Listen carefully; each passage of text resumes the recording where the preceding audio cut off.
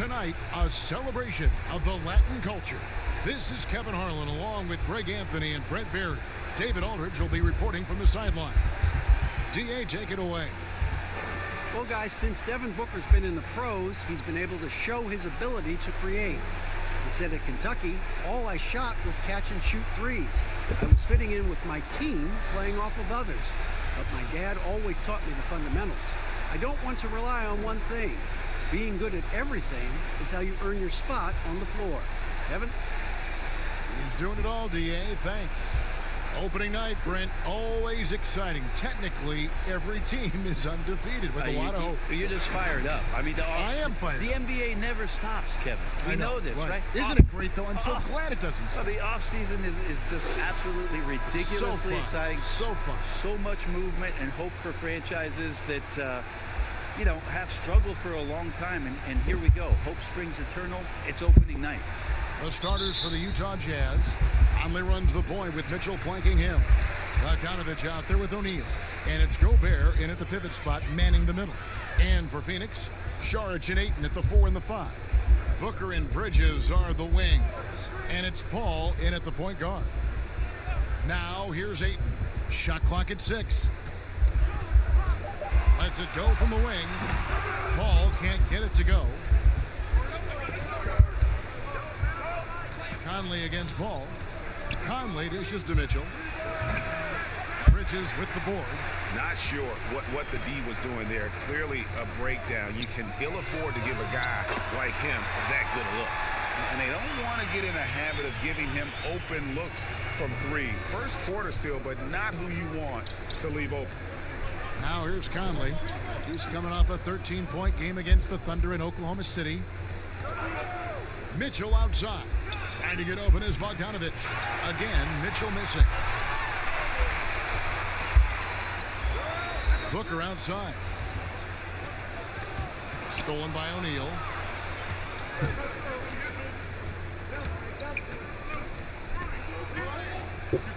Outside Conley. The pass to Gobert. 5 to shoot. Launches it. The Jazz with another miss. And here are the Suns now.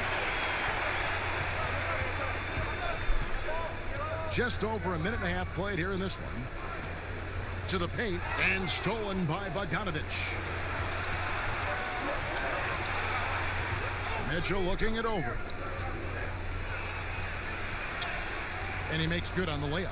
Uncovered at the rim, finding cracks in the defense here early on. Just really smart basketball and exploiting whatever holes that he's seeing right now in the defensive squad. Here's Paul following the basket by Donovan Mitchell. Poked away. Paul kicks to Bridges. 6 to shoot. Mitchell against Booker. And off there, he misses his first shot of the night. For Utah, they've gone just 1 of 4 to get this game started. And here's Conley outside. Unable to get that one. And Phoenix the other way now. Still searching out their offensive game right now. 1 of 5 from the field to start this one. Bridges misses. And it's Conley with the ball for the Utah Jazz. They trail by 1. Passes it to Gobert. Back to Conley. Pass to Bogdanovich. Over Saric. Bogdanovich, no luck. And Phoenix has possession. Booker the pass to Ayton. Basket good. Yeah, Ayton just swallowing up the defender there and then completes the play. Jazz trail by 3.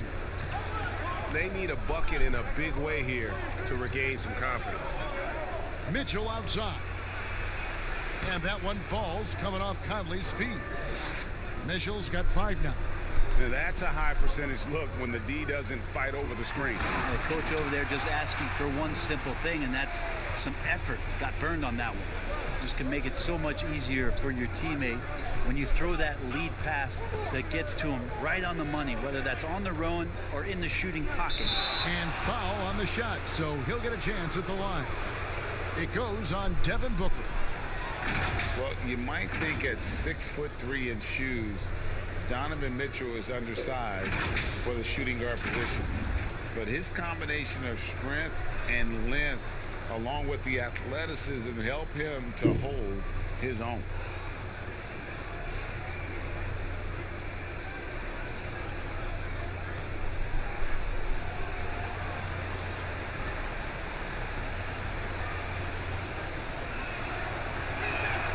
First free throw is good. Greg, nowadays teams looking for +6 players. That's a player whose arm span exceeds their height by at least 6 inches. Yeah, Donovan Mitchell, how about a +9?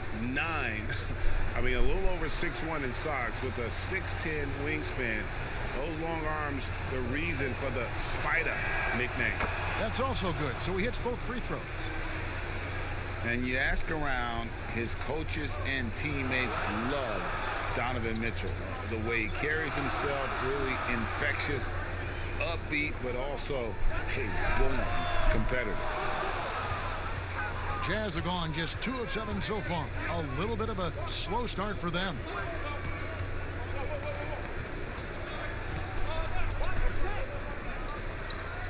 Gobert finds Mitchell. Conley with it. With the shot. And it's off the back rim. No good.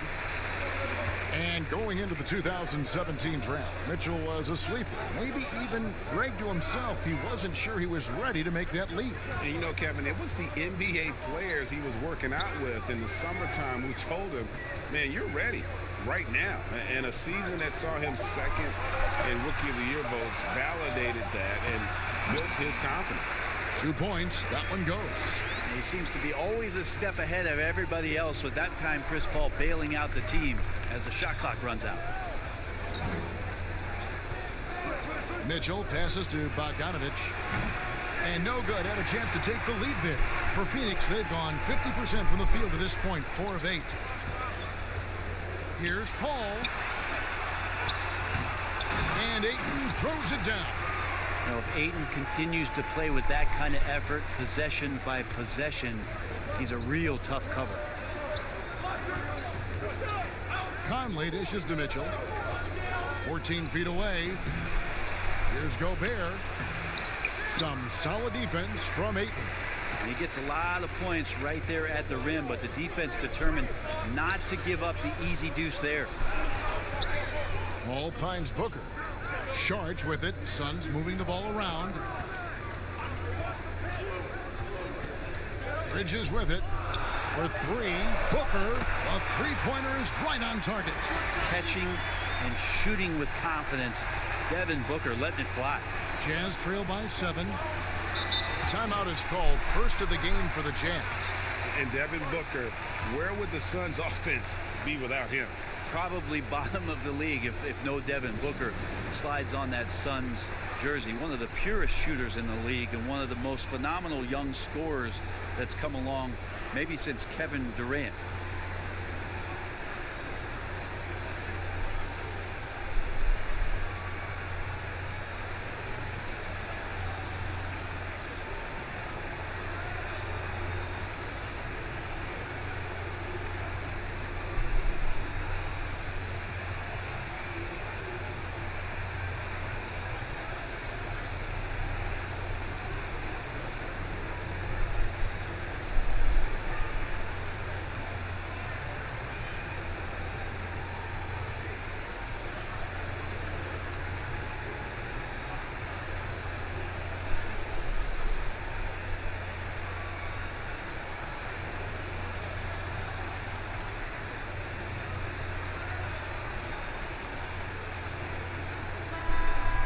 Chance to see stats for Paul. Last season, he played outstanding. 3rd in assists, and his ability to pressure and disrupt defensively was obvious. He ranked 3rd in the league in steals. And as you mentioned, top 3 in assists last year. He did a great job of setting the pace, finding the open man, making the simple delivery. Now here is Conley. He's gotten some minutes, but nothing on the board yet. Mitchell kicks to Conley. Poked loose. It's stolen by Sharks. Fast break. Here come the Suns. Booker with no one around. Offensive rebound. And he gets the basket. Officials blowing the whistle, so a chance at the line for one more. And they've come out with a take no prisoners approach on the glass here tonight, guys. And when you watch DeAndre Ayton, you really are just floored by how he moves. The amount of speed and agility he has for a player as solid as Ayton is doesn't come around very often. What's up?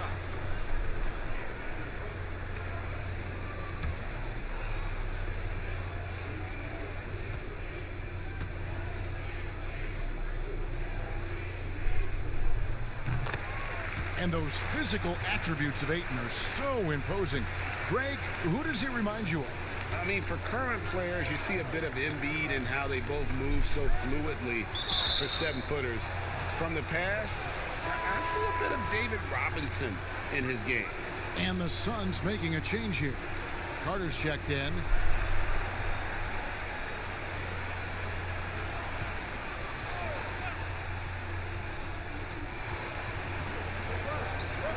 Mitchell against Carter to stop the run.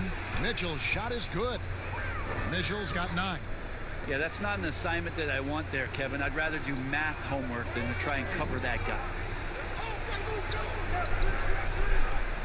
Paul against Conley. And it's Phoenix scoring again. When you find yourself up double digits in the first quarter, you know you're doing something right. Well, dominant so far. That's the responsibility of the starters. Now let's see if everybody else who plays in this game makes the same kind of high-level contributions. Here's Gobert following the basket by Chris Paul. He's off from 17 feet. I get a feeling that he made that much more difficult than he had to. No reason why he had to fade away on that jumper. And they have owned the paint so far, and the score reflects it. Yeah, the bully ball tonight has paid dividends. Highly effective down there with the physical play. Now here's Gobert. Really struggled in the loss against Oklahoma City.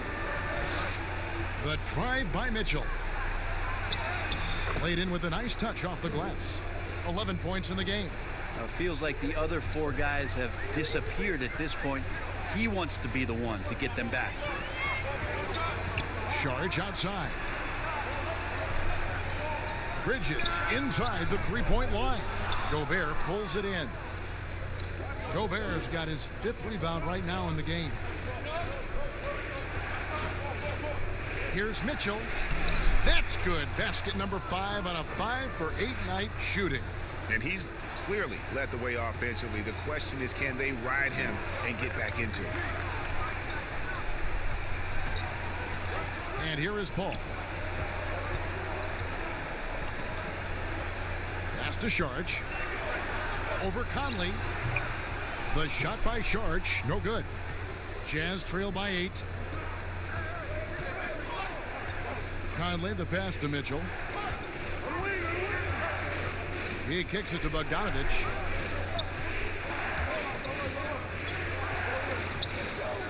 Just 5 on the clock. There's the 3. And it's Phoenix with the rebound. And you could tell he thought that triple was going to fall. Carter on the wing. Over by Conley. Carter dish it to Ayton. Paul outside. Floats it up for Sharge. Takes the alley-oop pass and dunks it down.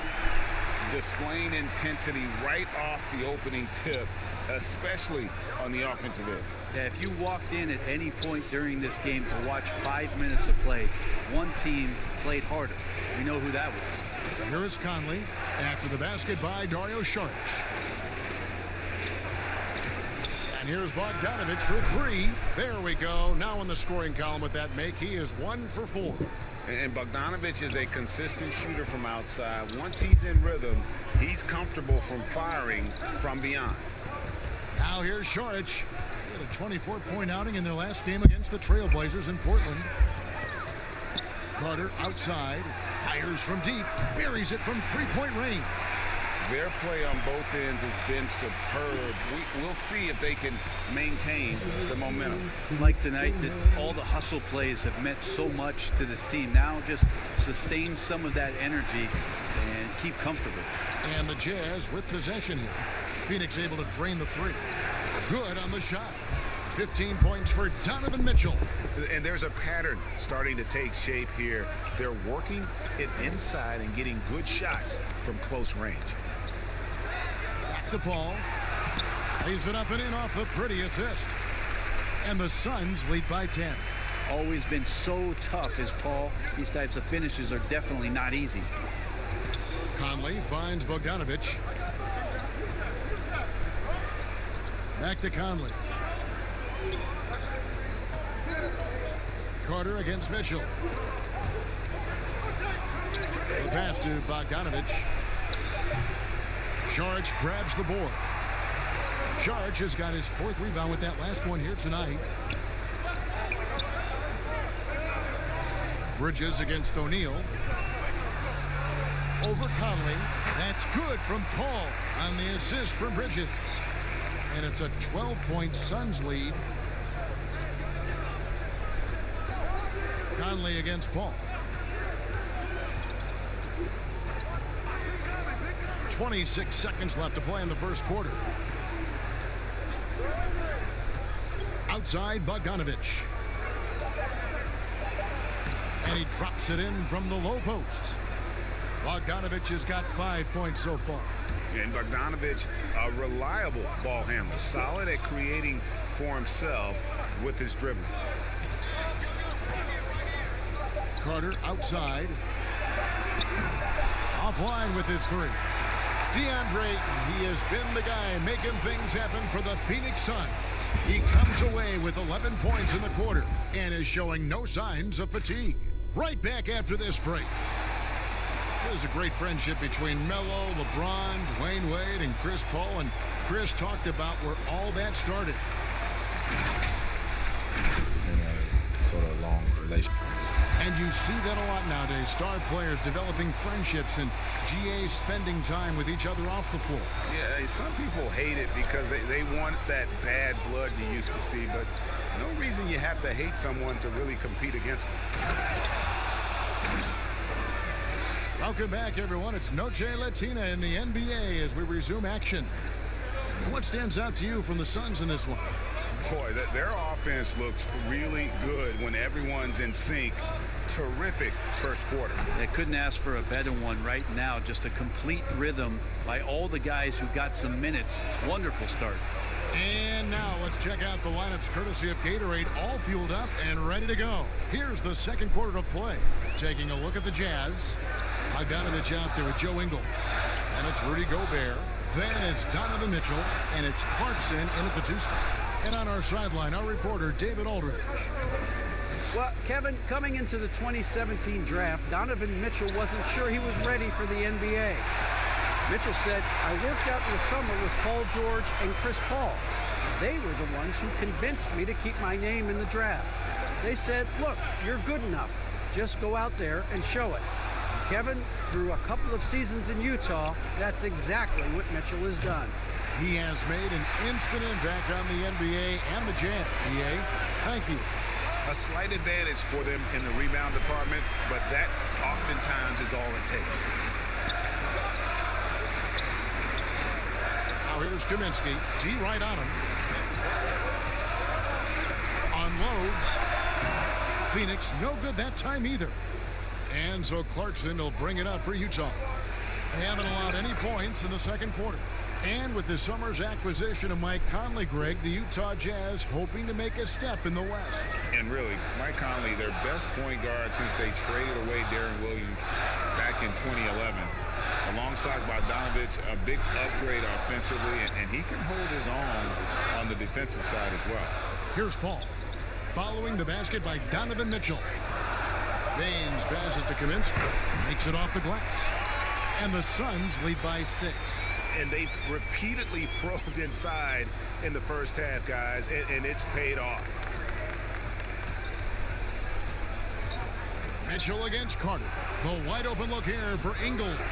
From outside, off the mark. Well, even though he misses that one, the defense has got to talk about that, Kevin. That's a bad miscue, and you can't give up looks like that all game long. Booker, he's checked in for the Suns. For the Utah Jazz, they come in off a loss to Oklahoma City. And first time out of the game called for Phoenix. Now the shot clock resets to 14 seconds on an offensive rebound. Brent, you like that change? I think digging into the numbers a little bit, Kevin, it only affects about 3% of total possessions. Is that all? Yeah, throughout the course of the year. Not in any given game. So it's very, very... No kidding. Very, very minimal what happens. But what I like is that, players have to reset quickly with 14 on the clock. And I think coaches are starting to think about how it is they might have quick sets as opposed to getting the ball to the top of the key and trying to run through a traditional set. Maybe you have quick sets after the reset to get yourself a better shot. More strategy. Now here's Johnson. Still looking for his first bucket in this one. Paul kicks to Booker. Pass to Baines. Mitchell against Paul. Booker outside. And the Suns miss again. Jazz trail by 6. They've been looking out of sync offensively. Yeah, their offense has ground to a standstill. Johnson against Ingles. Johnson, the pass to Baines. It's good with the assist that time from Johnson. Huge hole in the defense that possession. He didn't waste any time cutting through. Booker against Clarkson. Here's Gobert. 2 free throws coming up, and they call the shooting foul. And you look back at that 2013 draft, just call it the year of the sleeper Euros. Giannis Antetokounmpo taken 15th, and this guy, Rudy Gobert, selected with the 27th pick. And, Greg, hindsight always being 20/20. The Greek and Gobert probably go first and second in that 2013 draft. Yeah, and Steven Adams probably top 4. The common thread, all of them play a hard-nosed style, not something that's always associated with foreign-born players, but they're erasing that perception. Well, they call Rudy Gobert the Stifle Tower, probably the game's most dominant rim protector. And in today's game, that's not enough. You also have to come out of the paint and defend smaller players and switches. He straddles those 2 needs better than anyone in the league. He hits the second from the line. And a little under 3.5 minutes elapsed in the second quarter of play. That's going to be over and back. Not watching for the line that time. And now we'll look at the upcoming schedule for the Jazz. On Friday, they'll be matching up against Eric Bledsoe and the New Orleans Pelicans. And then on Saturday, they'll be taking on Jonas Valanciunas and the Memphis Grizzlies. Here's Clarkson. Banked in off the glass. Clarkson's got his first points of the night. That is a tough move for Clarkson. Not the biggest guy on the floor, but making the biggest plays. Pass to Booker.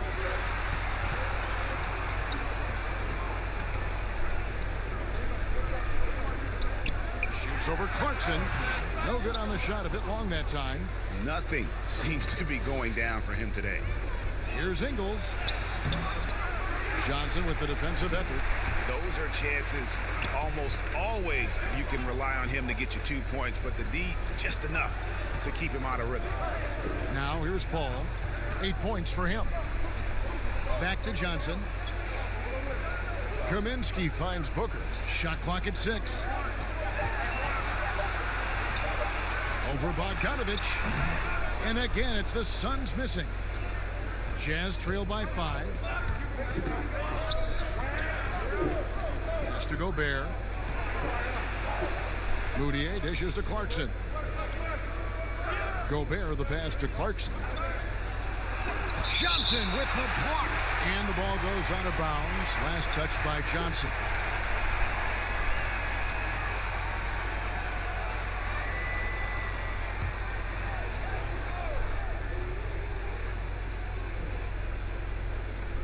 Shot clock at 5. Bogdanovich, that's for 2. Offensive rebound. Ingles kicks to Gobert. Tough sequence there. They just couldn't get it to fall. Phoenix leading by 5. And here's Booker from the arc. Again, the miss by Booker. Well, I'll tell you what, he's going to buy himself a ticket to the bench. If he keeps shooting it like that, he has been putrid here this quarter. And so it's Johnson who brings the ball up for the Phoenix Suns. They can look forward to the American Airlines Center after this game. They'll match up against Dallas. That'll be just one game played away from home for them. Here's Paul. Another miss, and they've really hit a rough patch here. Jazz trail by 5. They've been struggling here on offense. Yeah, a bit of a dry spell for sure. To the middle. Here's Gobert. The basket good off the assist from Moutier. That's exactly what you want Moutier doing. Seeing the open man and firing that pass over to him for the clean look. And the Suns call time. Break for the Phoenix Suns with a franchise-high 9-year playoff drought. There is pressure on this team to find their way out of that long rebuild. And their moves on draft night, they raised some eyebrows. They've got some young talent, but can new coach Monty Williams turn them into a winner? Long-suffering Suns fans certainly hope so.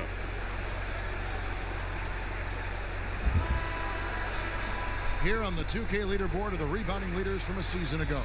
4th, Rudy Gobert. What a season he had in the paint. I mean, his rebounding numbers really mind-boggling. Who wouldn't love to have a guy like that? Utah's on defense. Their defense has only allowed 4 points in the quarter. Here's Johnson. He's been quiet so far. Still no points in the game. D has been just completely helpless and turned around. He's so dangerous when he's in this kind of rhythm. Moutier pass to Gobert. Now Ingles. 20 points for him last game against the Thunder in Oklahoma City. Yeah, but all around offensively, the performance was great. He knew when he had it going, but he also knew he could get other guys going. So his passing right up there on the level with his scoring in that one. And with that shot, the Suns' lead is cut down now to just 3 on the bucket from Gobert. So for the Jazz, their last game a loss to the Thunder in Oklahoma City. Paul passes to Kaminsky. Kicks to Booker. Trying to break that ice-cold streak. Count that one. Booker's got 5 points so far. He seems to have just lost his touch. Only 1 for his first 5 here in the quarter. Kicks it out to Bogdanovich. Gets it to go from beyond the arc. He's got 10. And you just have to admire that aggressive nature of Bogdanovich. He's just itching to pull the trigger as soon as the ball hits his hand. Now here's Kaminsky. Booker in the corner.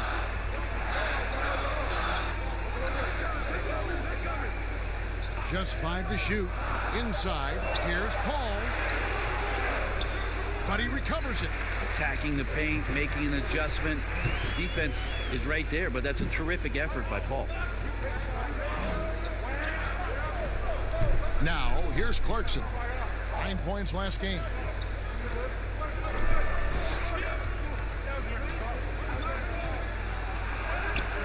Misses in close. And even though he didn't get a piece of that shot, you love the pressure he puts on the shooter. Yeah, that's the kind of energy that you want to see on every possession throughout the game. Now, Ingles, after Devin Booker missing on that last three-pointer. And stolen by Booker.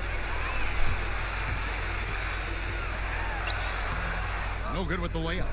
This has not been a good quarter right here. Shot has been off the mark, and now it looks, Kevin, like he's pressing a bit. Ingles kicks to Moutier.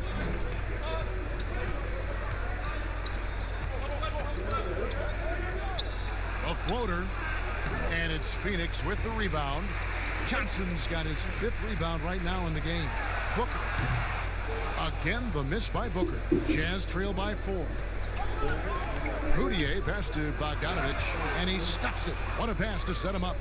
Yeah, the length and height of Bogdanovich is impressive. Outstanding at slamming it down there when he got the chance. Ball finds Kaminsky.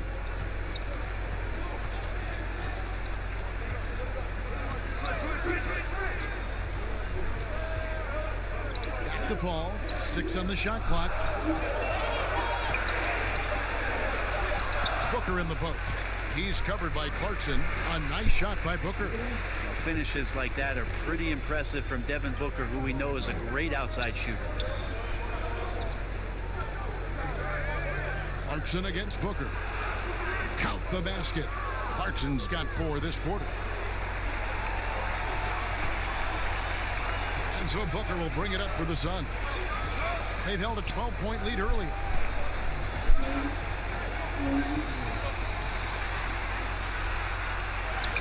Softly drops in the floater. Booker's got 9. Booker's such a good spot-up shooter, but when he gets on the move and he has that kind of deft touch, that's a pretty soft floater. Outside Bogdanovich.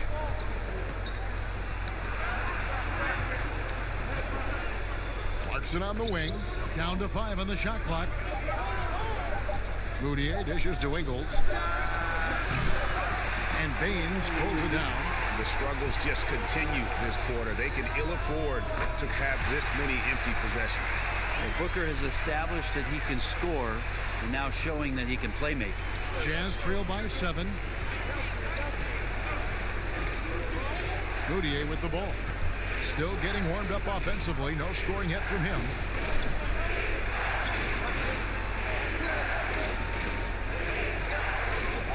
Clarkson on the wing. This one for 3. The basket good off the assist from Moutier. Moutier's got his 3rd assist on the night. Yeah, this story in the second quarter much different than the one in the first. We're finally seeing some aggression. Now here's Paul. He's got 12. Booker outside. Shoots over Clarkson. Here's Baines. Yep, it counts. And a better box out saves them 2 points there. It didn't seem like anybody was really aware there to go and collect that rebound in the possession. And this is his first trip to the line tonight. Phoenix making some changes. Ayton, he's checked in for Kaminsky. And it's Bridges in for Johnson. Utah also making some changes. Ed Davis is checked in for Gobert. O'Neal comes in for Joe Ingles. And it's Mike Conley in for Emmanuel Moutier.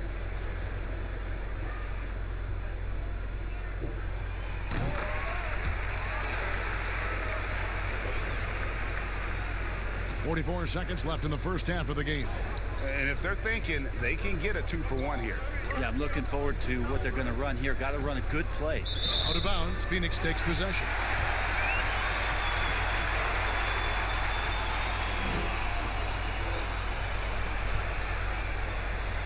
.35 seconds left in the first half. Ball against Conley. Steps back and fires. And Ayton throws it down. Yeah, the big guy going up and trying to rip that rim off. 24 seconds left here in the second. Conley against Paul. And here is Conley. Nothing yet on the scoreboard for him. Clock at 6. Now the pass to Clarkson. 3-pointer. That's in there. Conley with the assist. Like to see more of that from Clarkson. Just get more consistent from the 3-point line. Steps up and knocks that one down. Oh, he got it to go. Patient. Bam. Woo. Wow, what a shot. And listen to this place explode. And so it's Phoenix ahead by 9 as the quarter comes to a close. They're playing a bruising game inside, and it's working for them. And a chance now to send it over to David Aldridge. Kevin, thanks. Here with head coach Quinn Snyder. Coach, what adjustments are you going to do in the second half? All right, Dave, thank you. And time now for the halftime break with the third quarter soon to follow. Right here on 2K Sports. And now, the 2K Sports Halftime Show. Ernie Johnson here with Shaq and Kenny, and a favorite time of the year. A tremendous start for DeAndre Ayton. He had 13 points, 7 rebounds, and 2 assists. Let's hear from you, Shaq, on the Suns. Well, I like it, Ernie, because they're just not settling for outside shots. You know, that part of the game is pretty when it's going in. We've seen plenty of teams try that and fail. Got to have a balanced approach. And tonight, they found a ton of success inside. Basketball and championships are won inside out. Trust me, I know what I'm talking about. Kenny, what do you have to say about the Jazz? And that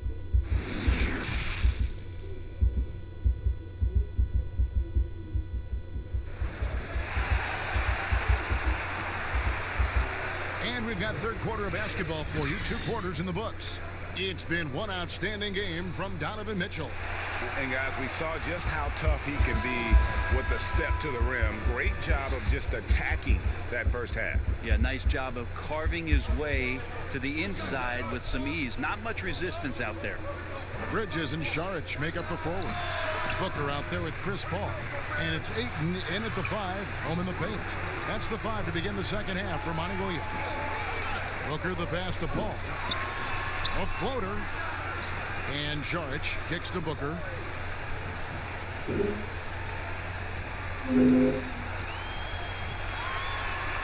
the dunk by Booker. Booker showing some speed, excelling there, and blasting right through the defense to get to the rim. Jazz trail by 11. Last season, the Suns made DeAndre Ayton the #1 overall pick in the draft.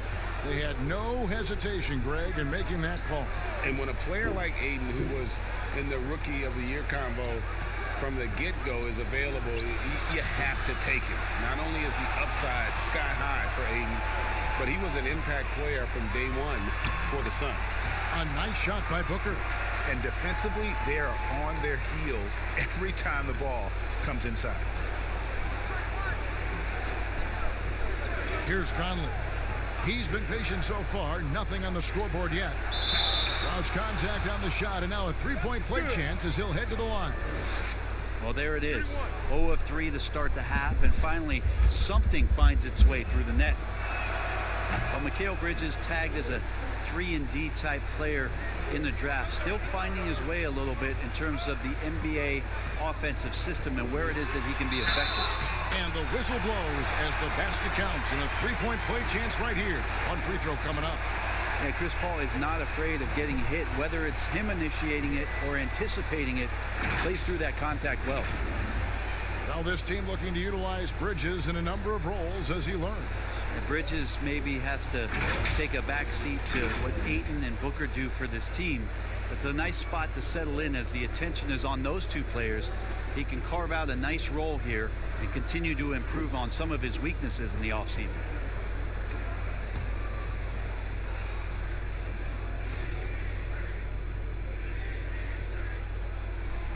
And that one falls for Paul. Just such leadership that Chris Paul brings every night to the floor. It commands your respect and the opponent's respect, and it's making everyone around him better right now. Mitchell outside.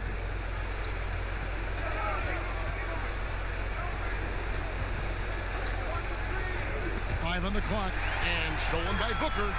And now the fast break. Bridges with the ball, and it's slammed in by Bridges. Booker doing a good job that time. Instead of looking for the shot, looking for a teammate. And we're just about 2 minutes into the second half now. Mitchell against Booker, and a lot of contact on that one, so he'll shoot 2 here. Well, every shot in his arsenal, Devin Booker, is pretty impressive. He can shoot it from deep. He moves well without the basketball. He can create with others. He is a young offensive force and is an interesting player to watch in terms of what develops next.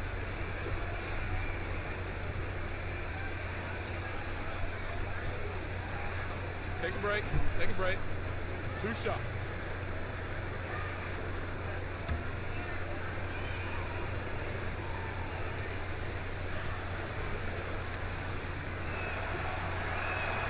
And the first one drops. And Brent, with Booker, the ball handling and creativity he has puts him among the elite guards in the league. You wonder if Phoenix can find a way to get some more talent around Devin Booker. What happens when all of the attention is not on him? He's already proven he's a great scorer. Where else can he go? So he gets them both. And that's another area where he is just a superb player. Excellent at the free throw line. He gets that one. Booker's got 6 here in this quarter. And of the last 6 baskets, 5 have come on the interior. This is just smash mouth physical basketball, guys. Here's Conley. That shot missing. Paul with the defensive effort. And with the success they've had rebounding the basketball, they're right where you'd expect them to be, firmly in the driver's seat. Sharge finds Paul. High arcing shot, and the layup is up and in. Paul's got 17. And this has been a great job of just getting into the middle of that defense and really scoring effectively from the paint. Conley against Paul. Now Mitchell. He's got 21. 6 to shoot. Conley with the 3. Rebound by the Suns. Ayton's got rebound number 10 tonight with that last one.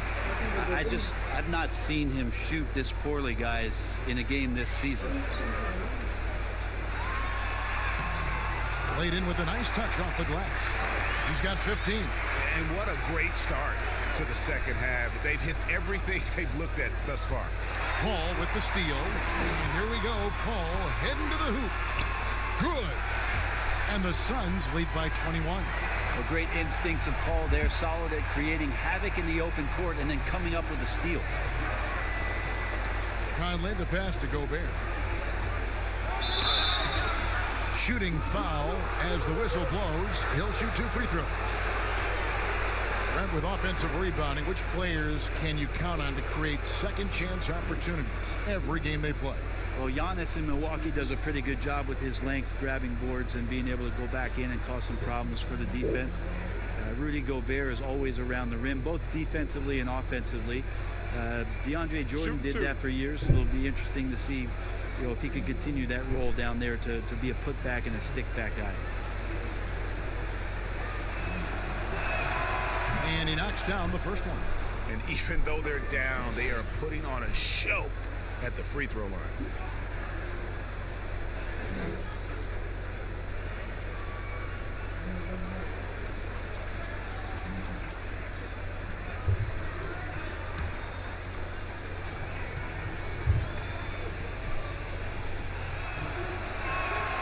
So he makes 1 of 2 as the second one misses.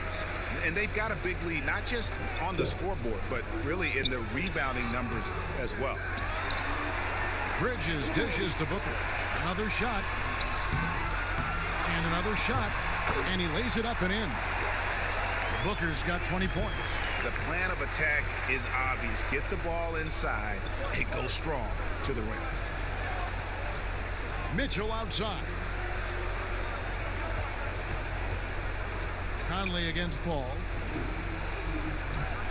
Conley kicks to O'Neal. Passes it to Mitchell. 4 on the clock. Shoots. The Jazz keeping it alive. A new 14. Count it. Good. And Bogdanovich, a talented scorer, likes getting involved down low. Sharge outside. The dish now to Bridges. Booker looking around. Not going to go that time. And it's Utah the other way. Well, they're in the lead, but he's still been frustrated from an offensive standpoint. At the top of the key, Gobert. All against Conley. He kicks to O'Neal. Conley, the pass to Mitchell. Takes a shot at the elbow, and that one falls, coming off Conley's feet. Conley's got 4 assists in the game. Phoenix leading by 18. Now here's Paul. He's got 19.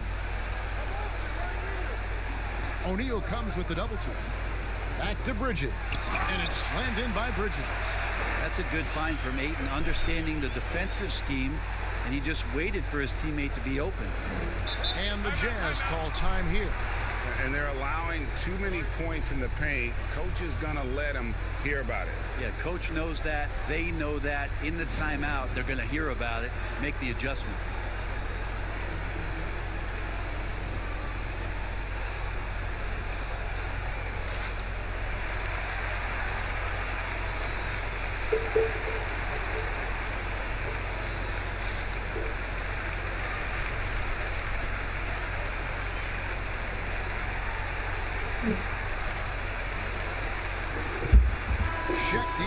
He's checked in for Sharch. Joe Ingles, he's checked in for Utah. So it's Utah now. And Gobert kicks to Ingles. Nice ball movement by Utah. Conley against Paul. And there's the feed to Gobert. The Jazz need to get off a shot here. Nailed from three-point land. That's now 26 points for Donovan Mitchell. Kind of like playing in the rec league, little to no defense on that possession, and the easiest three-pointer you can imagine. Paul against Conley. Paul passes to Bridges. To the paint. Reverses. And Ayton with the layup. Ayton's got 4 points now in the quarter. I'm sorry, that's poor defense down low again. It's been a mismatch thus far in the paint. Conley kicks to Ingles. Conley into the lane. A stupendous finish in traffic. Gotta admire how clever Conley is. Gifted at catching the defense off guard with that soft floater. Here's Ayton, and Ayton throws it down. And this is how you want to come out of the half. Prolific and efficient. Well, the thing is, they're controlling the pace right now, and if that was the mantra for them at halftime, they've carried it out. Mitchell with the bounce pass, and slam dunk by Gobert. Great game for him. Double-double now. 11 points and 16 rebounds. Paul with the ball. 19 points in the game. Three-pointer. And Booker kicks to Paul. Pass to Bridges. And here's Booker. Just 5 on the clock. For the three. Drains it from beyond the arc. Booker's got 23. Flat out taking the game over, and there's no way he's going to give it up. Conley surveying the D. Here's Mitchell. And it's wide right. It's off the rim. Yeah, and they've shown effort and aggression in the paint, really right from the tip. Their rebounding edge right now, massive. And you can just see he's a different player since coming back from halftime.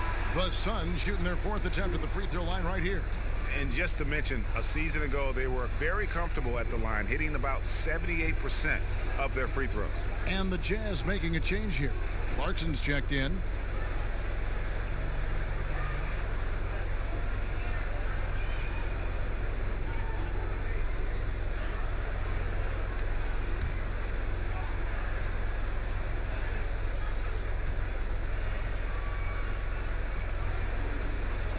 And that one falls for Bridges. And it's Mitchell with the ball for Utah. Following this one, they get to host the Pelicans. Start a 3-game homestand with that game. Mitchell is double. And Gobert kicks to Clarkson. And Utah another 3.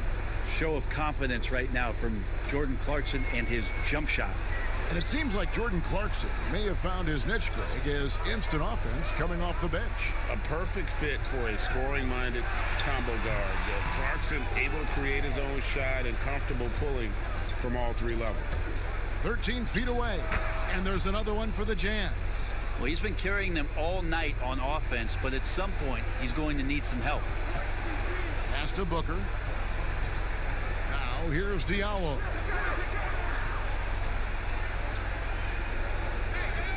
Here's Paul. Phoenix no good that time either. Jazz trail by 18. O'Neal passes to Mitchell. Dishes to Clarkson. Fires the three. It's rebounded by Paul. Paul's got his 5th rebound right now in the game. To the inside. Booker. And the dunk by Booker. Every time he gets going like this, Kevin, somebody's going to talk about that 70-point game he had in Boston. It's not going to be me. And there's the pass to Gobert. Over Ayton. And he overshot that one, missing. Suns leading by 20. Paul kicks to Booker. Good, and Paul gets the assist. Paul's got his 6th assist on the night. And after really leaning on that three-point shot in the first half, seeming like they're just getting away from it here in the second. More of the shots coming from the interior. And Chris Paul picks up the foul. That's his first foul. Davis is checked in for Utah.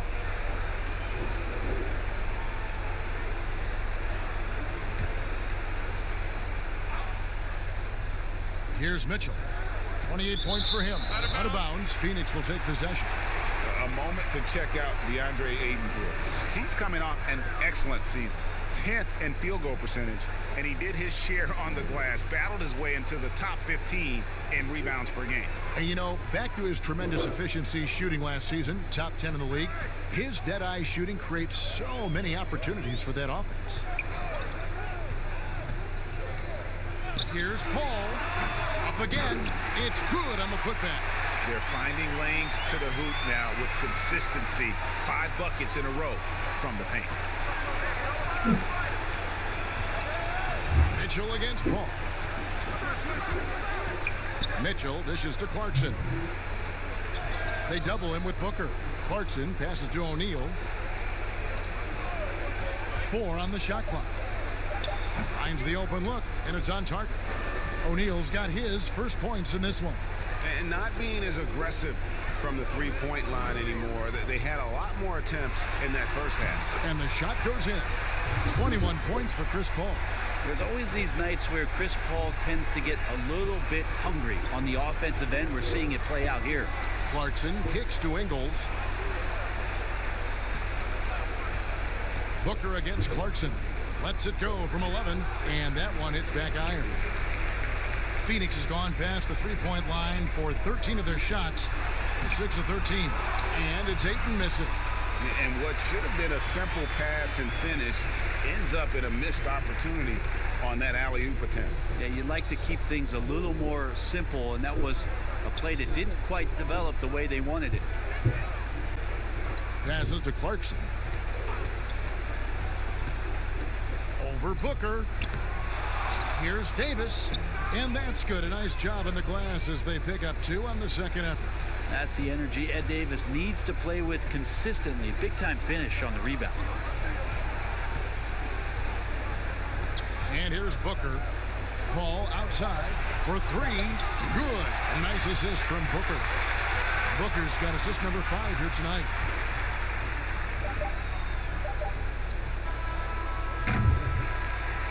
And so it's Phoenix rolling along with a 27-point lead as we wrap up a quarter. From the field, they have been outstanding, amazing shooting. That's what has them headed to a blowout. And we've got more NBA action on 2K Sports coming your way after this break.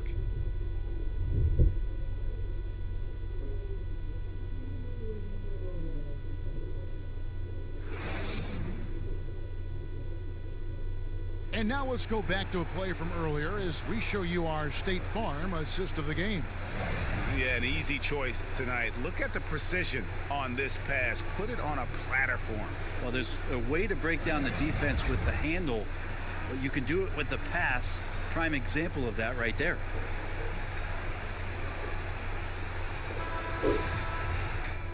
And as we head into the fourth, we'll see if there's a comeback in the works or if it's more of the same from the first 3 quarters. Taking a look at the Jazz, they've got Jordan Clarkson. Davis is out there with Bradley. Then there's Emmanuel Mudiay. And it's Niang in at the 3. And he could not get that one to go. A lot of contact, and he'll go to the line for 2. Player salary is obviously a large investment, Brent. What are some other investments that owners can make to help their team get better, either on the floor or off? Massive one, Kevin, obviously, is in terms of your players' wellness and what it is that you're doing with your physical therapy staff, your strength and conditioning staff, because you want these guys available at the best and maximum potential physically that they can give you.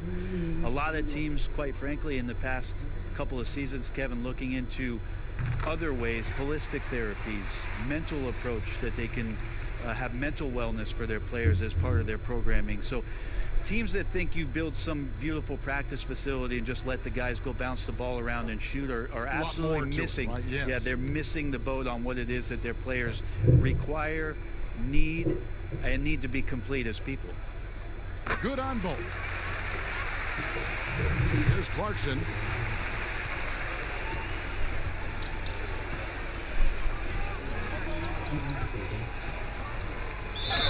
And the bucket is good. Three-point play chance here for him. Well, the more Clarkson plays in the pick and roll, it seems like he gets confidence, and the better he becomes. Tough cover for the D.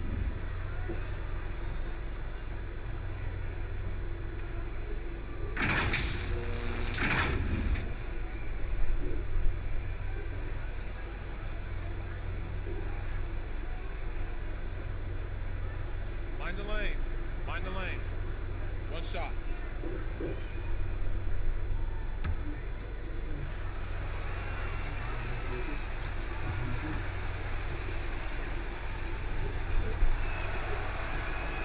Brent, a lot of teams are paying that luxury tax, and that is a tough thing for a lot of owners to swallow. Is this the best method to deter teams from going over the cap, overspending, and outspending smaller markets? You're hitting the nail on the head, Kevin, because there are some teams, as much as you said it's tough for some teams to swallow, there are other teams that never see that pill. Right. And they're willing to go as far as they need to go in order to put a championship team on the floor. It seems to be working, but the question you had for me, was it a deterrent right now? I don't know if it's as significant as it needs to be. We know the repeater tax certainly hurts some teams, but there are still teams that are willing to spend, Kevin. That's really tough on small market teams who want to avoid that at all costs. Shot clock at 6. Pass to Davis. Whoops, there's the 24-second shot clock violation, so they'll turn it over. And Utah making a change here. Tucker's checked in.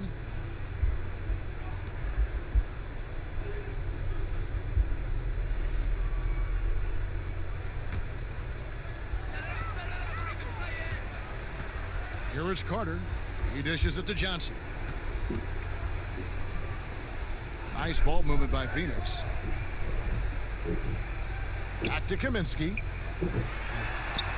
Nice pass. Led him to the rack perfectly for the layup. Big miscommunication on defense. He recognizes it and quickly takes advantage. Well, I know they don't have mobile devices out there for texting, so they might as well talk to one another, Greg. How about the timing he shows there to challenge that shot? Yeah, not easy to do there, and that's a guy that you can tell takes every possession defensively very seriously. What elevation. He's a smaller but still determined big man, and he likes mixing it up with his impressive vert. Goes up the baseline. The Jazz with another miss. Suns have gotten all 3 of their shots to drop here in the 4th quarter. They came out of the break on a roll. I'm shocked that didn't turn into 3 points. I mean, he makes you pay on those nearly every time. Bradley, the basket, good off the assist from Moutier. Moutier's got his 4th assist in this one. Now, those interior passes can be dangerous sometimes, but if the timing is good and you execute it there, you can get easy hoops. Here's a Kobo, and the shot is good. That's their 3rd straight make off an assist. Just over 2.5 minutes played now here in the final quarter of regulation. Moutier pass to Bradley. Moutier with the ball. Last year, the average salary for a starting point guard, Brent, in the NBA, was the highest among all positions. Why would that be? Well, with the way the game has changed, Kevin, there's certainly an emphasis on being able to find guys who are initiating offense, scoring the basketball, shooting three-pointers, and you're seeing a big shift in salaries between point guards and bigs. That's where the biggest disparity is. Centers in the league are getting less and less of an opportunity to have the extended big money contracts because the game has moved to the perimeter, and if you're a big that cannot play on the perimeter, there's not a lot of teams that are willing to invest a significant amount of their cap space into the center position. They want guards and wings who can play out there and do the damage for them. Here's Okobo, and he converts the layup. Okobo's got 6 here in this quarter. Beautiful transition offense there. That's execution at its best. Yeah, once you burst through a seam like that, you got to look right towards the rim. Sweet play. The jump hook, and Utah again with the bucket.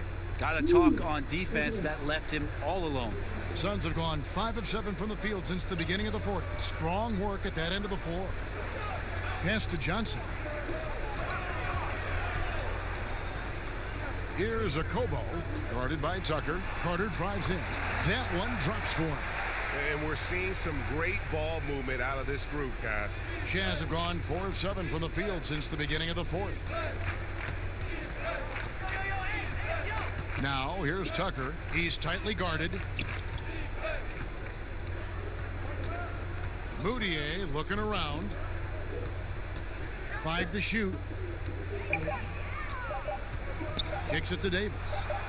The rebound by Johnson. Johnson's got rebound number 7 for him tonight. And the pass to Carter. And bird rights an important element in structuring the salary cap. Can you tell the viewers exactly what that means? What it means, Kevin, is you have the ability to go into the above the tax to sign your own player, and so it doesn't cost you in terms of tax dollars. So player finishes his season, you have bird rights on that player. You can negotiate a number that's not going to impact your bottom line and cut into your salary cap. So very important when teams are maneuvering around and trying to get players on their roster for a season or two, that after that second season or third season over, that the bird rights still remain for them to extend him even further to keep him around the culture. Guys are looking for a spark here. Yeah, a cold stretch offensively for sure. Here's Bradley. The basket good off the assist from Moutier. Moutier's got 5 assists tonight. Carter against Moutier. Yeah, clearly a foul of frustration right there. And the Suns making a change here.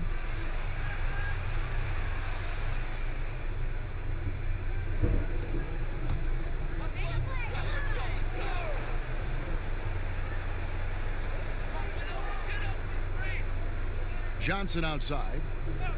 Carter outside. Traps in the tray. Carter's got 5 points now this quarter. Assists like that have typified their effort today. Terrific ball movement. Out of bounds, Phoenix will take possession. No clue where that pass was going. That is a brutal turnover. Williams-Goss is checked in for Moutier.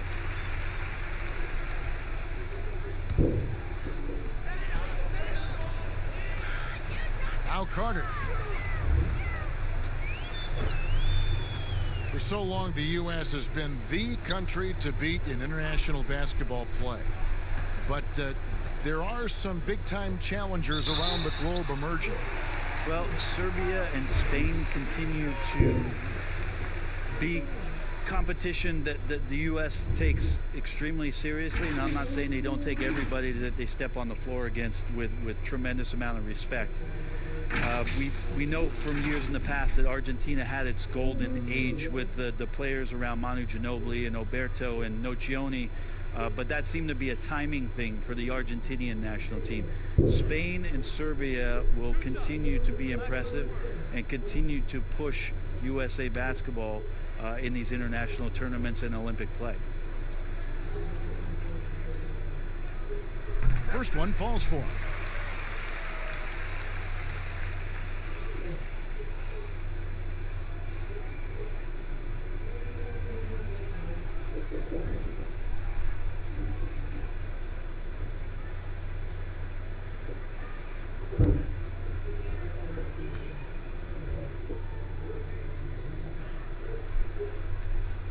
So Johnson hits 2 of them. And they're drawing more whistles and working their way to the line here in the second half. Here's Williams-Goss. It's tipped, and he gets it back. That one goes. Count it. Not sure which clips they watched at halftime, but he has figured out how to attack the D, and they kept him in check in the first half. He's flipped it. Here's a Kobo, guarded by Tucker, and it's blocked by Bradley. It's 3-on-3 on the fast break. Here's Williams-Goss, not wasting any time and taking the shot and knocking it down. Yeah, I love the communication and the chemistry between those teammates.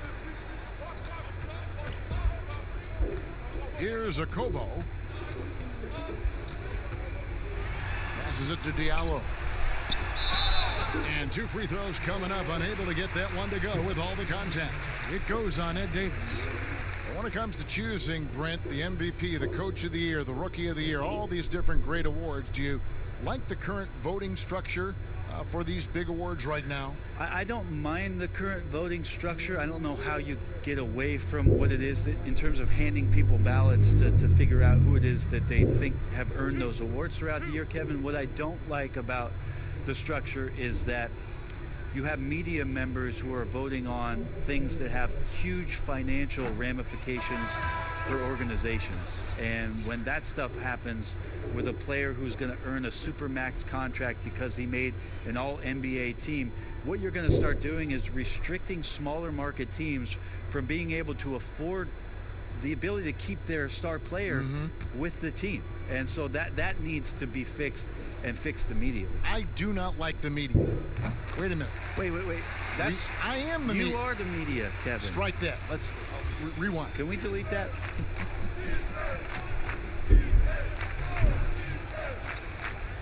Right side, Bradley. He scores his 5th field goal. He's taken 9 shots to get those 5. This is a one-man show right now. He's on a mission to get him out of this hole. Here's Jerome. From 13 feet, it goes down. No, that's some fancy ball handling right there. Since when does he take guys off the dribble? Williams-Goss, the pass to Davis. Here's Williams-Goss. It's hauled in by Diallo.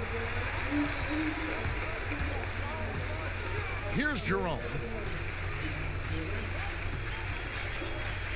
When people talk about a player's mileage limit, do you think total games is the most accurate assessment in that? I don't think so, Kevin. What is It's it? the amount of minutes that the players play. Yeah. I mean, there are plenty of studies out there that teams are digging around on when players reach. And trust me, they got to be lucky, but you're talking 35,000, 40,000 minutes in the league. That the body is just not capable at that point of replicating the things that it's done year in and year out. So forget about the games. Go to total minutes played. That's where you'll find the biggest fall off for some of your favorite players that have amused and entertained you for years. Interesting. And I'll bet his percentage is pretty high from that range. Phoenix has gone 1 of 3 from outside the arc since we've reached the 4th quarter.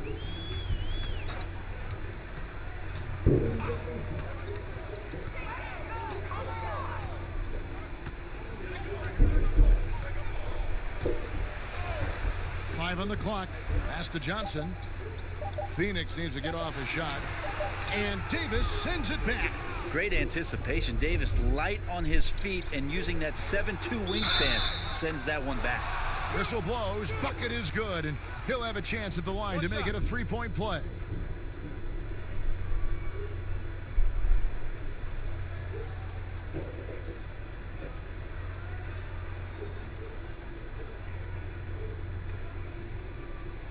Mind the lanes.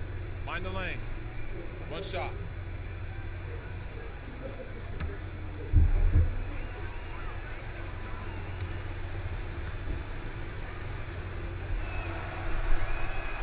That's good from Tucker.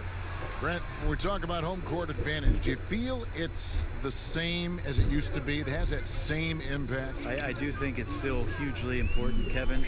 It's less important when there's a team that has been together for a long time and has proven that they can take their wares on the road and come home with a victory. But it absolutely gives you a level of comfort as a player to get into your routine, to be at a place that seems familiar. Something deep down psychologically helps every member of that team being at home. Right side Bradley, and it's blocked.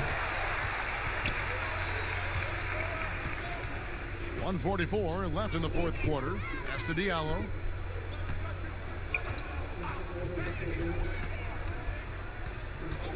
Johnson left side. There's the triple. Rebound, Utah.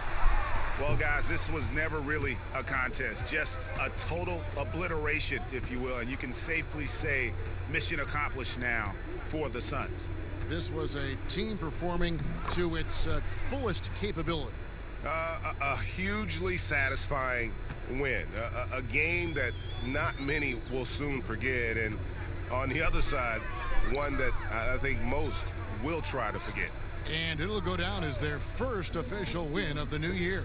And they put themselves into the driver's seat in regards to the season series with this team. Tonight's win will give them a 2-1 edge with only one left to play. And we watched one guy all night long, guys, and look at the stats just confirms what a dominant game he had.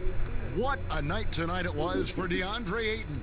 Every time there was a big possession or a big play, he was a major contributor. Just a great all-around game.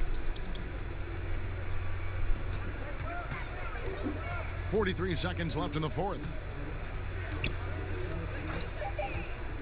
Now, here's Tucker. He's guarded by Johnson. Tucker can't get it to go. So it's Phoenix now. Akobo, the pass to Jerome. Now, here's Diallo. Back to Johnson.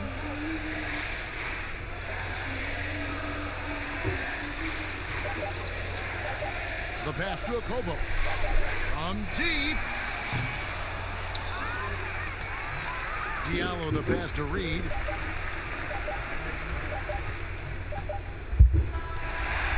So it's the Suns winning easily here. They poured it on tonight. As we know, these teams have great perimeter play, and they rely on it a lot. It feels as though, Kevin, the current rules in today's game favor ball handling. They favor shooting ability. They want high-scoring games with an ability to go unimpeded to the basket. And what it translates to me, it translates to pretty free-flowing basketball. You've seen the game evolve over the years, Kevin. What's your take on it? I love the way that we see guys with great handles that can shoot and penetrate. I love the bigs outside. I got to tell you, Doris, there's nothing about the game I don't like right now. I'm right there with you. And checking out Utah's opening lineup, Conley runs the point with Mitchell flanking him. Bogdanovich out there with O'Neal. And it's Gobert in at the 5, down low. Boy, you love to see Bogdanovich stroke that deep ball. What an accomplished scorer from distance. Conley against Paul from 12 feet out. A rebound by the Jazz. Very dangerous to leave a guy like that open. Lucky break there for the D. Here's Conley. Sinks the 15-footer. The silky smooth dribble moves of Conley, so slick in how he creates for himself. Paul against Conley. Paul goes in. That's in, and he found his range with that one. Now 1 for 2. And when he plays with that kind of attacking basketball, almost impossible to stop near the rim. Conley, the pass to Mitchell. Floats one up. No good there. Good D by Booker. The Suns have gone 2 of 3 here to start out the game. Here's Bridges. Drops in the layup for 2. Well, that's not the guy you want guarding him at the rim. Just too much of a differential in terms of size. And so Conley will bring the ball up for Utah. High post, Gobert. Outside, Bogdanovich.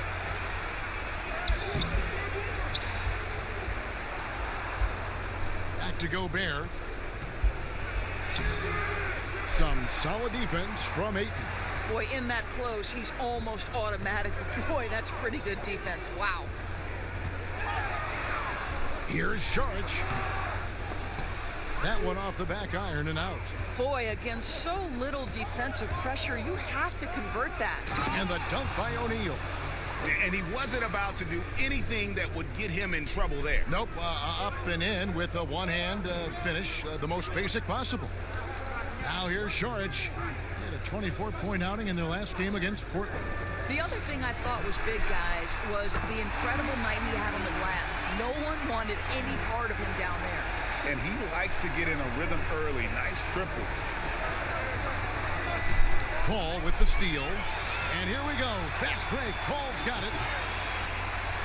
That's good from Booker on the assist by Paul.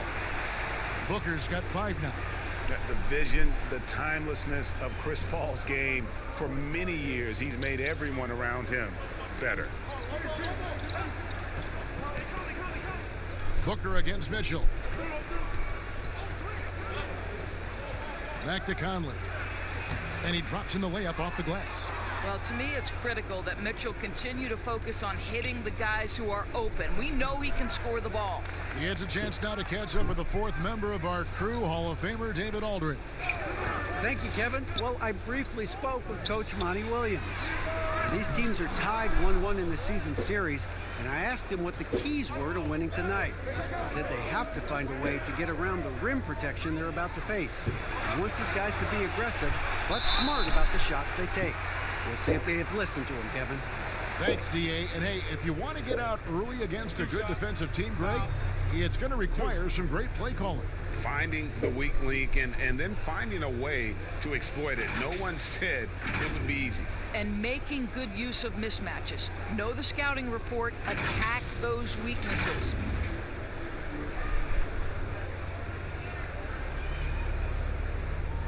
Shoot 2.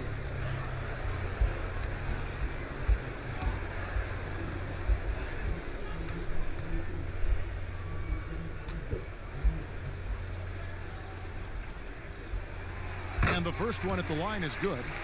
You know, I think the versatility Saric provides is big in today's NBA. This guy can play the 3 and the 4. He can shoot from anywhere. He can also hit the glass. Very good passer. There's a lot to his game.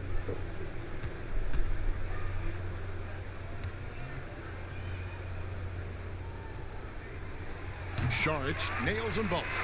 And this is what we've been waiting for all summer long, all off season long. After many months, Doris, basketball is finally back. And what's incredible, Kevin, is the NBA's popularity just continues to grow. There's worldwide enthusiasm. The NBA players represent the league so well, and my goodness gracious, can they play some basketball? Interesting how now the league, Doris, is commanding the calendar all year round. It used to be such a seasonal game. Now it's 365 days a year. So many storylines throughout the course of the summer. Who's playing where and with whom?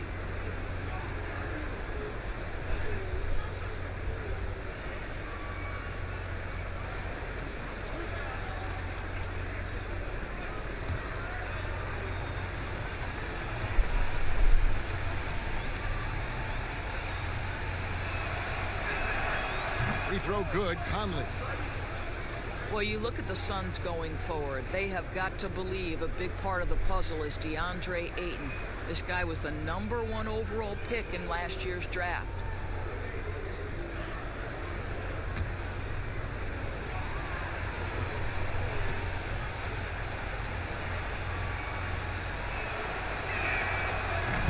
He's off on the second. Doris Ayton, a terrific rebounder. He can score in the paint, and of course, he is still improving. Yeah, what you like about DeAndre Ayton, Kev, is he doesn't just rely on his God-given talent. This guy knows he needs to be more consistent with the jumper, improve his overall defensive awareness, but this guy is willing to put in the work to become a complete and great NBA player. Oh, phenomenal alley-oop slam there. They are taking advantage of a team that looks lost out there. Pass to Mitchell. And it's Devin Booker with the rebound. And it's Phoenix's ball. They're on a 13-5 run here. The shot's good from Paul. Oh, great ball movement there. So for Phoenix, their last game a loss to the Trailblazers in Portland. Conley kicks to Bogdanovich. Down low, Gobert trying to get open is Bogdanovich. Gobert can't hit. And here's Saric. He'll bring it up for the Suns. They lead by 7. No good on that one. Gobert with the defensive effort. On the wing, Mitchell. Defended by Paul. Count that bucket. Gobert has a thin frame, but make no mistake, he is physical and he relishes contact. Saric outside. Knocked loose. Stolen by Conley.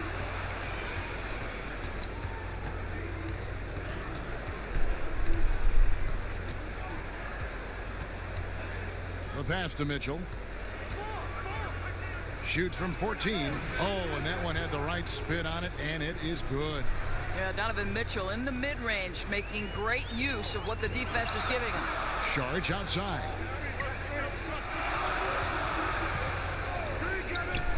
Passes to Bridges. Back to Saric. Jacks up a 3. They get it back. Here's Hayton. Second chance effort. That one's off. He starts the game with a miss. And his defense so valuable. Not many can bother that shot at the rim. Boy, you see the effort. You see the range. This guy prides himself in his ability to shut you down. Here's Bogdanovich. No good from the low block. Suns leading by 3. Here's Saric. Second chance shot. Bridges misses. Well, that's a case where a guy's trying to make a play, trying to take it up strong, but the defense was ready. O'Neal against Saric. O'Neal passes to Gobert. Makes it off the glass. And now just a 1-point Suns lead. I tell you, increasingly able to contribute on the offensive end, and that's a problem. Rudy Gobert doing work. And first time out of the game called for Phoenix. And Doris, Rudy Gobert has come a long way as a finisher. No doubt, Kevin. He has led the league in field goal percentage, and they have worked so hard to get his balance and strength correct. This guy is becoming more and more dangerous as a scorer. Let's take a look at the players who were the best on the glass a season ago. Fourth, Rudy Gobert. What a season he had in the paint. I mean, his rebounding numbers really mind-boggling. Who wouldn't love to have a guy like that? Phoenix is gone 1 of 3 from beyond the arc so far in the game. Paul dishes to Saric. Kicks it to Bridges. Here's Hayton. Pass to Paul. Shot clock at 5. The Suns need to get a shot off. The shot by Saric, no good. He is single-handedly dropping the temperature in here with that cold streak. He is trying to shoot his way out of it, and it might be better for him to pass the basketball at this point. Now here's Conley. He's coming off a 13-point game against Oklahoma City. He was also an excellent setup man as well. This guy was cutting the defense to shreds with incredible passing. We've seen the lead change hands quite a bit in this one. And guys, I think each team knows they can win this game. Just a matter who can catch that momentum. Ayton kicks to Booker.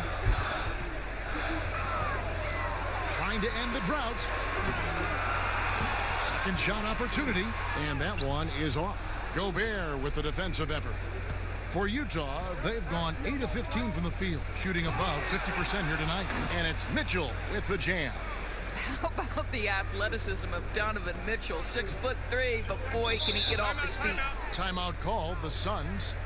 As the teams head into this timeout, a chance for the coaches now to map out some plays for the next few minutes and a chance for the players to rehydrate with some Gatorade. That's important if they want to make sure they don't wear down later in the game. Absolutely. Over the course of a game, you have to stay hydrated.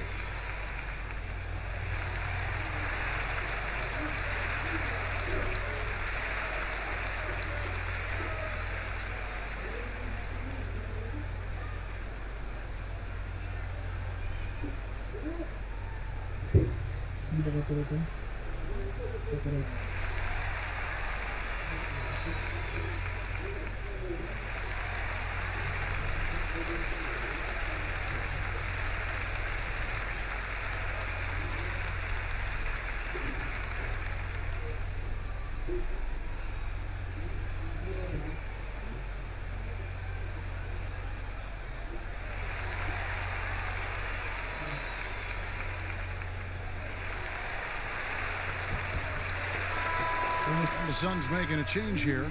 Baines is checked in. And now we get a chance to check out Donovan Mitchell. A very nice season for him last year. He was around 23 points a game last year. 4 assists and 4 rebounds. And he had to pay his dues that rookie campaign, earning his stripes. A lot of people think he could have a breakout year this season. Well, when you hear it from his coaches and his teammates, they've been singing his praises. So let's see if he can prove them right. Here's Conley trying to get open as Bogdanovich. Conley gets the bucket. Conley's got 7 points in the game. Every time they get scored on during this run, it's come from inside the paint. And Chris Paul the bucket on the assist by Booker. Paul's got the game tied up here for the Suns. 3 of 4 to start. Young fella came to play. Conley the pass to Gobert. Conley against Paul. Lets a floater go, and no good that time. So Phoenix will take it the other way. O'Neal against Bridges. Paul passes to Ayton. Over Conley, and contact on the shot, so he'll be shooting free throws here. Michael Conley picks one up, and all the tools that made DeAndre Ayton the top pick in the 2018 draft already, Doris, on display at the start of his NBA career. You know what, Kevin? People wanted to knock DeAndre Ayton for his defense, which wasn't horrific, but they forgot about all the things he can do. Let's remember, he's a great screener in the pick and roll. He can shoot from range. He's got incredible instincts with an incredible physicality to his game. Don't talk about the defense. Ayton too good on the offensive end. The first one falls. Well, if it's possible for a #1 overall pick to go under the radar, then I think that's what you'd say about DeAndre Ayton last year. Doncic stole the headline, certainly, but DeAndre Ayton had a big-time start to his career.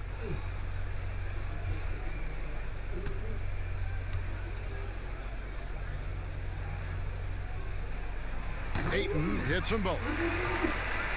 And the numbers that Ayton put up as a rookie, very impressive. Well, DeAndre Ayton said the lack of attention didn't bother him at all. This guy showed he can be a focal point on both ends, and he's only going to get better with more repetition.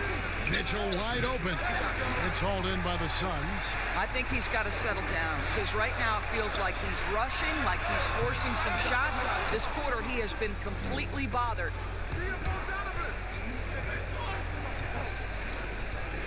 Pass to Gobert. Conley against Booker.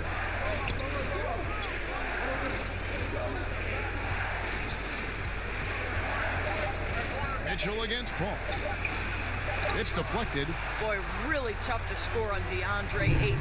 Such a patient shot blocker, guys. Paul passes to Booker. 1:25 left in the first quarter of the game. It's blocked, but he stays with it. Baines finds Paul. That 3 off the mark. Utah trailing here. Conley the pass to Mitchell.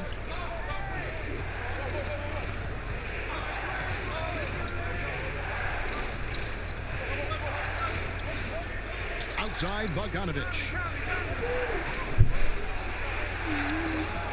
Another miss, and they desperately need a bucket.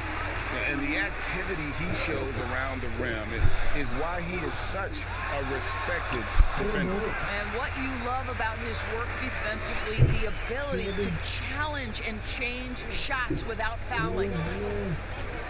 Some tough offensive sets. They want to turn it around. Yeah, right now you just need a bucket to get some momentum. Mitchell. Some solid defense from Ayton. I'll tell you, this guy is doing absolutely everything he can to get himself going, but the team is struggling because he's struggling. This guy reads situations so well, and he knows how to execute. Shot clock and game clock separated by less than 6 seconds. Conley scanning the floor. It's Bogdanovich on the wing.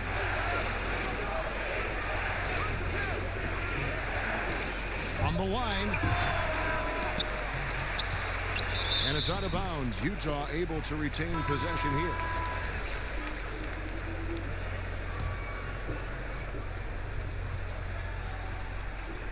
Six seconds left in the first quarter.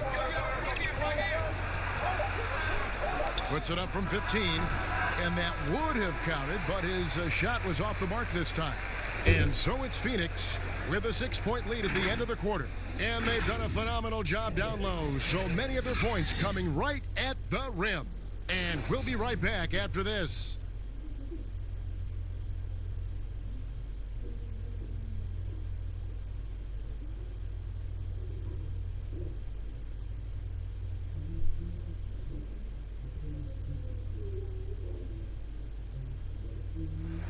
Rudy Gobert talks about his expectations for the team.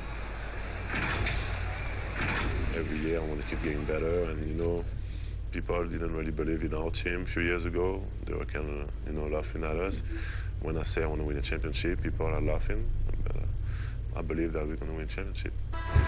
Well, and as a competitor, this is what you should be thinking, and Greg, you should be talking about winning a title. For sure. I mean, it'll take a lot of work, but Gobert sounds like he's up for the challenge of proving the doubters wrong. We welcome you back to Noche Latina. Becoming an annual tradition is always here on 2K Sports, and always exciting. And what stands out to you from the Suns in this one? Well, when you control the glass, you control the second chance opportunities on both ends. And that's how they controlled the first quarter. I thought they were the much more physical team. All fueled up and ready to go. Let's reset the lineups courtesy of Gatorade as the second quarter gets going. On the court for the Suns, Booker and Johnson fill out the wings. Ayton is out there with Aaron Baines. And it's Paul in at the point. Sinks the three-pointer. Well, this is the main weapon in Ingles' arsenal, right? Very quietly, one of the elite shooters in the NBA. To the paint. Shots good by Baines. Baines has got his first basket. Yeah, 3 consecutive field goals have come right at the rim.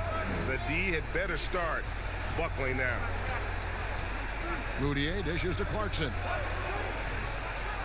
And he makes no mistake on the slam dunk. Well, you can give them a steady diet of pick and roll, because if Jordan Clarkson gets downhill, it's trouble. And the playmaking of Joe Ingles, such a valuable asset for the Jazz. Well, Greg, they've needed more shot creation, and his growth in that regard, especially operating in the pick and roll, such a big lift to their offense. Jazz trail by 5. Now here's Moutier. He's still scoreless so far in this one. There's the dish to Bogdanovich.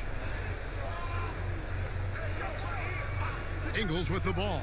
Baines is there. Down to 5 on the shot clock. Here's Bogdanovich. Here's Gobert. And slam dunk by Gobert. You know that old expression, you can't teach size, but Gobert showing great effort as well. I love that he creates second chance opportunities. Now here's Paul. He's got 6. Ayton in the corner. He tries for 3. Good, and Paul gets the assist.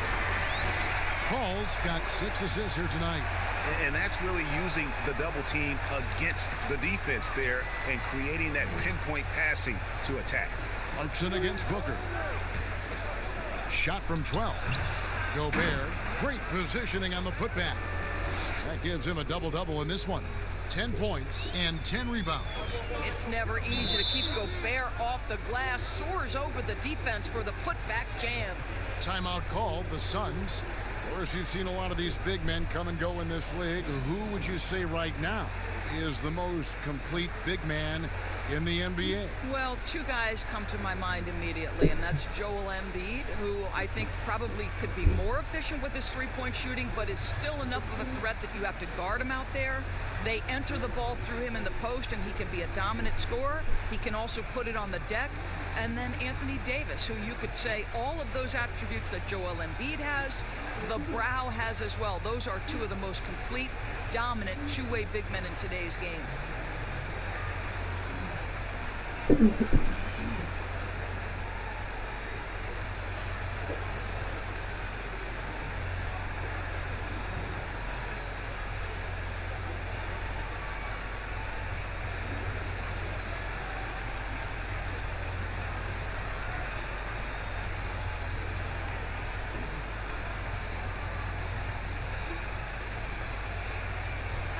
Kaminsky, he's checked in for 8.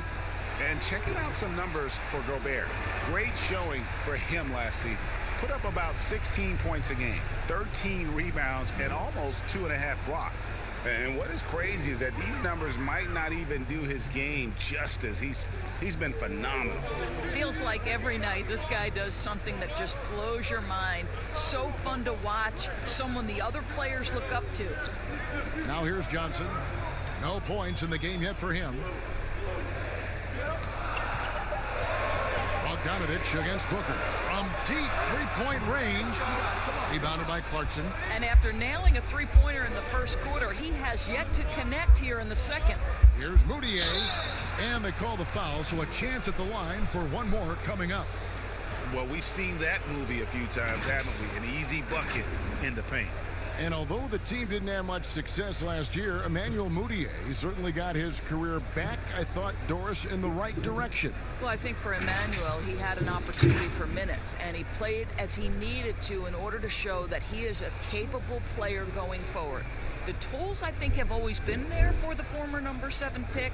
It's about starting to put it together consistently.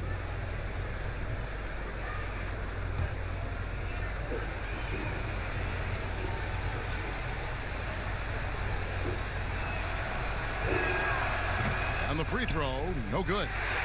And one thing that's been plaguing the Suns for years, undisciplined play. Greg, I think that shows up most typically in your bottom of the league in turnovers and personal fouls.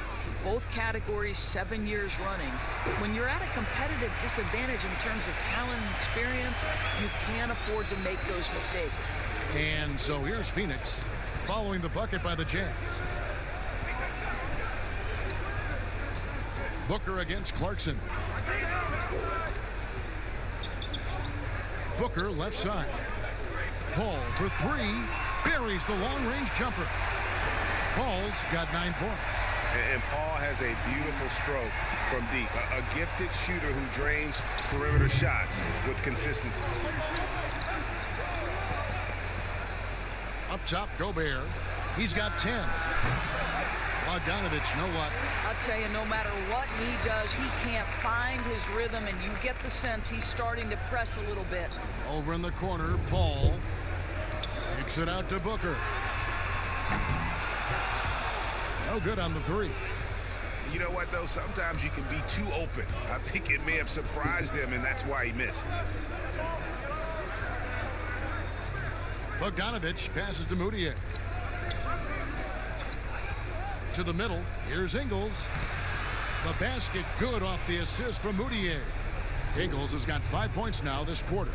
You can see the improving court awareness of Emmanuel Moutier, having an understanding for when to find his guys. Paul with the ball. Now defended by Gobert. That one goes in. Baines has got his second bucket of the night. Yeah, he's shown terrific control of the pace and the rhythm of this offense.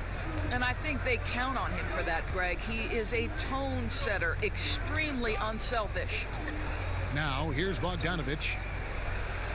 Goes up and lays it nice and easy. Bogdanovich has got his second bucket of the game to go. And they're beginning to just flat out fall apart defensively right now, especially on the interior. Ball surveying the floor. Here's Baines. 6 on the shot clock. No good from Booker. Boy, the wheels have definitely fallen off in this quarter. He cannot buy one. That gives them the lead. Ingles has got his third bucket of the night. Well, a tough first quarter for this guy. You like to see the shot go in. Nicely done.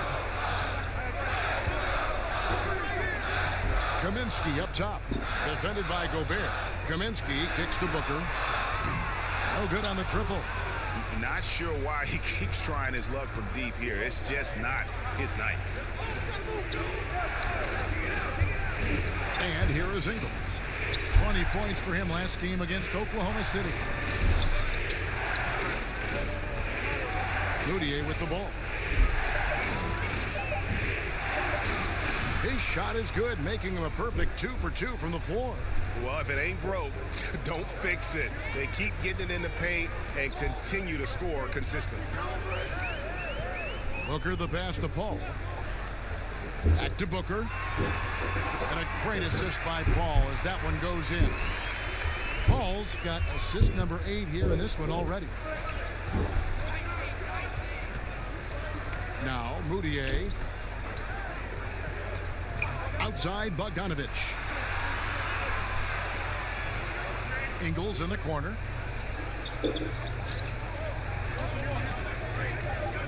Over Johnson. And too long on the shot. The Suns have gone 6 of 11 from the floor. Over 50% shooting here in the second quarter. Paul dishes to Booker.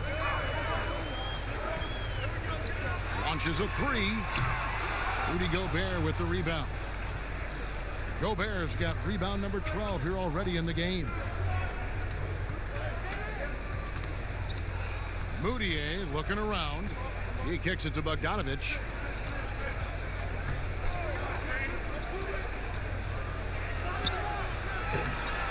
Gobert down low. He's guarded by Kaminsky. Bogdanovich passes to Clarkson.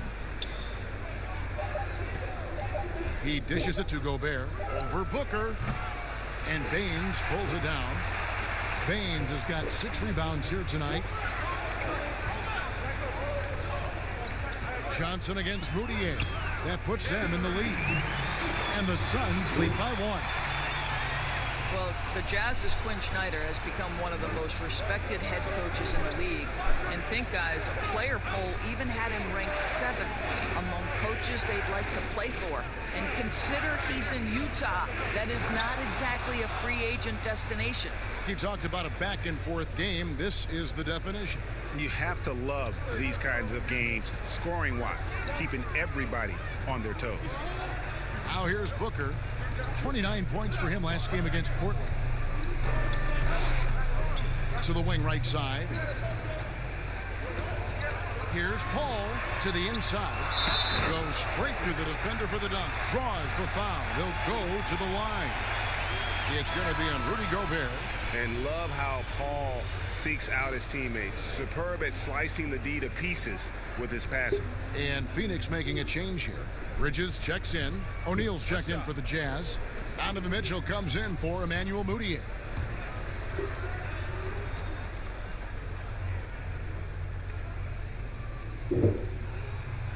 And that one misses. And Doris, what is it, do you think, about Quinn Snyder that gives rise to that respect? Well, you think about it. He played the game at a high level, of course, collegiately at Duke. He has paid his dues as a coach. He's got tremendous intellect for the game. And there's this growth mindset with him. He's always looking at himself. How can I get better? Here's Mitchell. Devin Booker picking up that last basket. Mitchell looking it over. Ingles kicks to Clarkson. With nobody on him, he buries the jumper. Clarkson's got 8 points. The Suns leading. Paul outside. Shot from free throw range. Utah with the rebound. Gobert's got 15 rebounds here tonight. Mitchell with it. Chris Paul covering. A shot by Clarkson, no good. Suns shooting it pretty well, close to 50%. Paul passes to Booker. And a great assist by Paul as that one goes in. Paul's got assist number 11 for him here tonight. And so it's Mitchell who brings up the ball for the Jazz.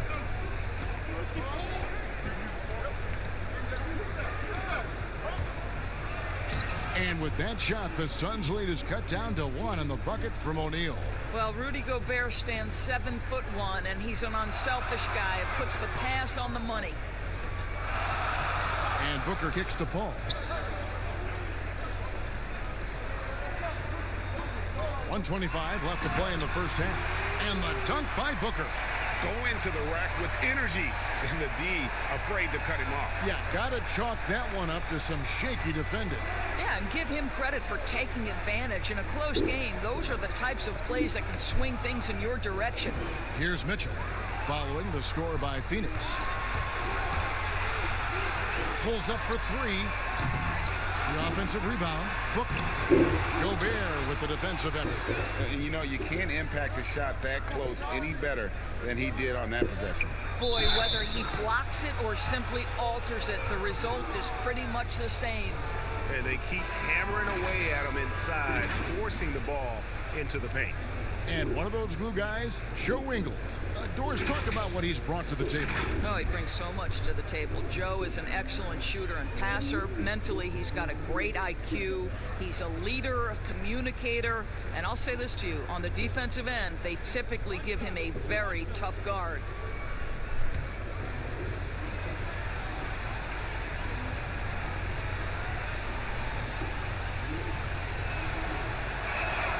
That one drops. He ties it up.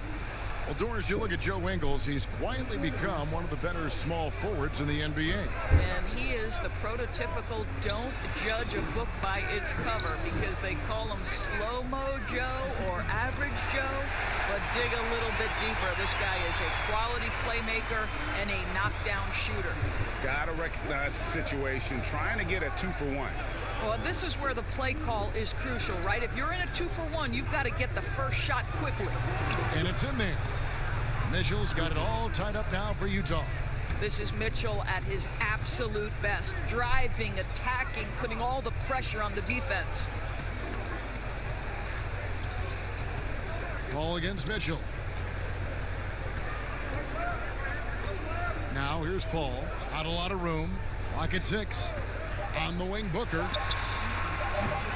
Off the mark there with the three-point shot. And so it's Devin Booker making highlights for the Phoenix Suns. He got into double digits for the quarter with 10 points total. It's time now to go courtside as we send you over to David Aldridge from the sideline. David, take it away. Thank you, Kevin. Here with Coach Quinn Snyder. Quinn, what concerns you most about the first half?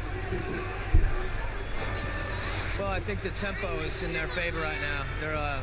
They're fast, and they're getting up and down the floor, so they're running out in transition. Got to beat them to the punch. Thanks very much, Coach. Back to you, Kevin. Thanks for the great interview, David. And we'll be back for the third quarter of basketball following halftime. It's the 2K Sports Halftime Show. Ernie Johnson here with Shaq and Kenny, and a favorite time of the year as we're halfway through one of the first games of this fresh NBA season. Devin Booker had it going on in the first quarter. He ended up with 19 points, 2 assists, and 1 steal. Kenny, let's start with you. What did you think about the Suns? Well, so far, they've taken care of their business here at home. It's something you might expect, but it's not a given. We'll see if they can keep that up in the second half. And Shaq. And that.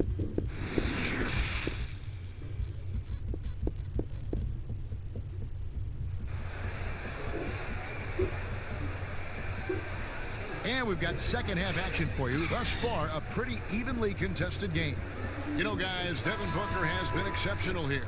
No problems fighting his way to the rim in this one. A lot of points in close. And part of that has to do with his mindset. He has been looking to push the action at every opportunity, and he has been in attack mode all night. Checking out the group for Quinn Snyder to start the second half. Conley and Mitchell, the talented backcourt pair. O'Neal is out there with Bogdanovich, and it's Gobert in at the 5, patrolling the paint. The Suns shooting 48% from the field. Not bad at all. Here's Booker, and the dunk by Booker. I'll tell you, let that guy get a head of steam. Booker can finish at the rim with surprising power. Utah trailing here. Outside Conley. Dishes it to Gobert. Back to Conley. Mitchell outside. Can't hit that one. Now the Suns take it the other way. They can look forward to the American Airlines Center after this game. They'll match up against Dallas. That will be a getaway game for them, a one-game road trip. At his size, Dario Saric can see the floor, and he knows how to put it on time and on target.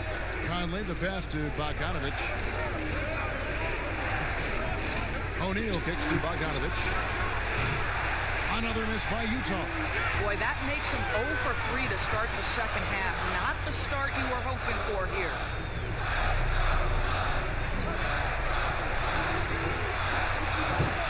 And they double up Paul. Now the pass to Bridges. Back to Paul. Saric, right side. And slam dunk by Saric. And really, this is the time to push it. Try to extend that lead. You know, they can make things much easier on themselves in the fourth if they just have a few more possessions like that. Gobert, the pass to Mitchell, and it's good for 2. Mitchell's got 8. Donovan Mitchell has got the size and the skill to score over the bigs on the interior. That's easy work for this young man. Bridges misses. You know, missed that one, but still a really good start coming off the break. 3 for 4 now. Now here's Conley. He has 7. Mitchell up top, defended by Booker. Mitchell's shot is good. He does not require much space to get that jumper off. Donovan Mitchell working right now. Conley against Paul. Over Conley. Paul's shot is off. Jazz trail by 3. Conley, the pass to Mitchell. Over Booker. And it's Phoenix with the rebound. Paul's got 4 rebounds in this game. I think most people consider Salt Lake City not a big free agent destination. So the Jazz are what they call a pipeline team. And what does that mean? It means they have to draft and develop their talent internally. And a first time out of the game called for Utah. And the Jazz say they need a fundamentally sound process to building their roster. Doris, no shortcuts. Well, there's no question about that, Kevin. This is a group that has to be value-spaced with their free agent acquisitions in a small market. The draft picks have got to be smart. Their teaching and cultivating of that talent and development is absolutely critical.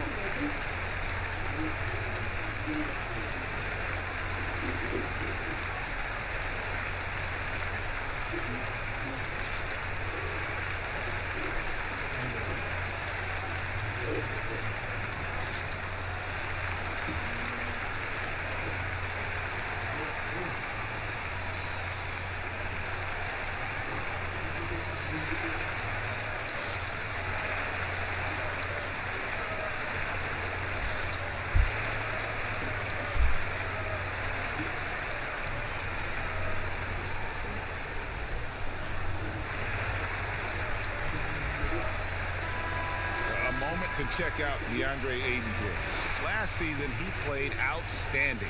10th in field goal percentage, and he did his share on the glass, battled his way into the top 15 in rebounds per game. And, you know, back to his tremendous efficiency shooting last season, top 10 in the league, his dead-eye shooting creates so many opportunities for that offense. The drive by Mitchell. And foul on the shot. He'll shoot 2 at the free throw line. That one on 8. This is what Donovan Mitchell entered the league with, that explosive first step, and earns himself a trip to the free throw line.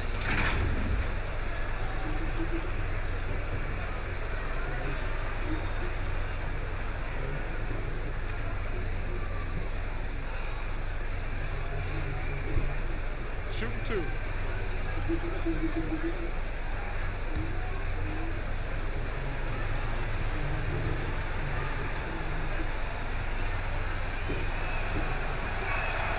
And the first one drops. A lot of switching on every possession in the NBA from a defensive standpoint, and you see the way Doris offenses are adjusting to that. Yeah, I think number one, you have to attack the switch. That's first and foremost. And it's an interesting balance between attacking and being patient. Because the one thing you're ultimately seeking in every switch is a favorable matchup for yourself.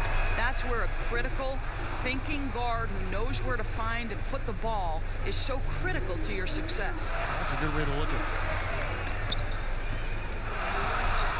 Passes it to Ayton.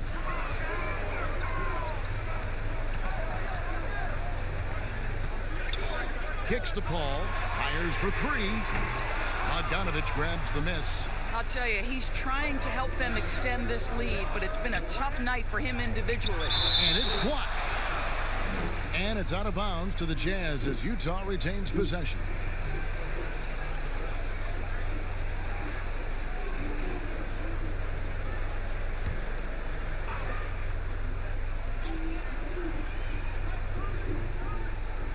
Suns on defense. Their defense has only allowed 6 points in the second half. Conley kicks to Bogdanovich. Just 5 to shoot.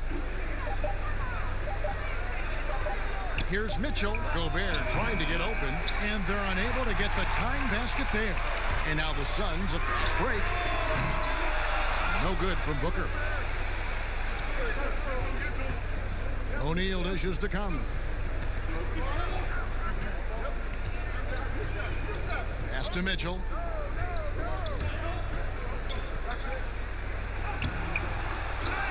Out to Conley. Back to Mitchell. O'Neal against Bridges. The Jazz need to get off a shot here.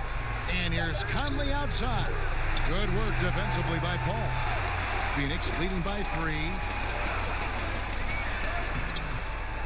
Goes back up. Count it. That's 12 points for Mikal Bridges. Well, you have to be cognizant of where people are when the shot goes up. Defenders not blocking out in that instance.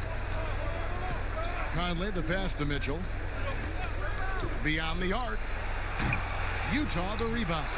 And Gobert kicks to Mitchell. Pass to O'Neal.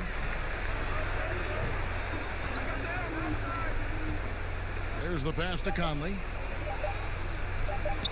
From deep. And it's Ayton with the rebound. Suns have gone to even 5 of 10 on shot attempts in the third. Oh, Ayton in position. Hammers the alley-oop through. What a connection DeAndre Ayton has with his guys. Great timing on the alley-oop. Jazz trail by 7. They need a good offensive possession. Yeah, they've gone a long time without a bucket.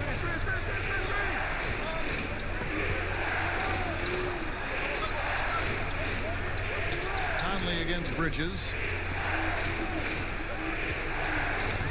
It's Bogdanovich on the wing. He's got 5. That's another rebound. He hauls in his 20th rebound. Dominating the glass. Booker with it. Now defended by Mitchell. Chalk up 2 there. They should continue to get the ball inside. The defense struggling to contain them. And so it's Conley bringing up the ball for the Utah Jazz. 9-point game.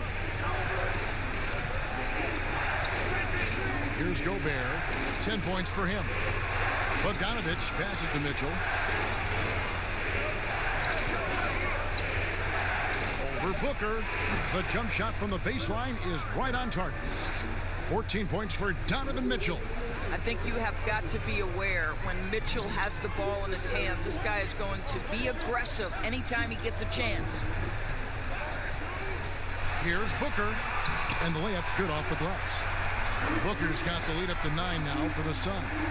And obviously his momentum from the last game has carried over here tonight. No, I think that's the one thing every player is searching for. Consistency. They're giving this guy a chance to carry the offense once again. Mitchell's shot is good. Well, it's all about decision making in the pick and roll, and Donovan Mitchell making all the right choices. Sharks with it, out guarded by Bogdanovich. Booker against Gobert. Lets it go from 11. No good from Booker. Jazz trail by 7. Greg, some folks suspected Conley might be moved when Memphis had a shot at drafting John Morant. Right before the draft, that deal took place. I tell you what, he looks to be a great fit in Utah. Can be that third star the team needs to push them to the next level. Utah had to give up a fair sum to get him, but it was worth the risk. Good work there as it goes. There are few people in the league that are more scary when they start to find their rhythm than Devin Booker, and he's cooking right now. And here is Conley. He has 7. Bogdanovich finds Conley. Some solid defense from Šarić. Suns leading by 9. Here's Bridges. That one falls through. It's his 6th make from the floor this game. Now 6 for 10. Man, have they been effective at getting the ball inside. Ball against Conley. There's the dish to Mitchell. And no good. Some solid defense from Ayton. Then Bridges jams it in. Well, that's the court awareness of Mr. Devin Booker. This guy increasingly becoming such a good passer. Jazz trail by 13. And the Jazz call time here. And not a season, Doris, that pops off the statue, but a strong rookie campaign for Mikal Bridges. You simply can't ignore the defense he brings for this team. Very refined for his experience level. Teams would love to see him grow into a third option on the offensive end with this roster. Let's see if that happens.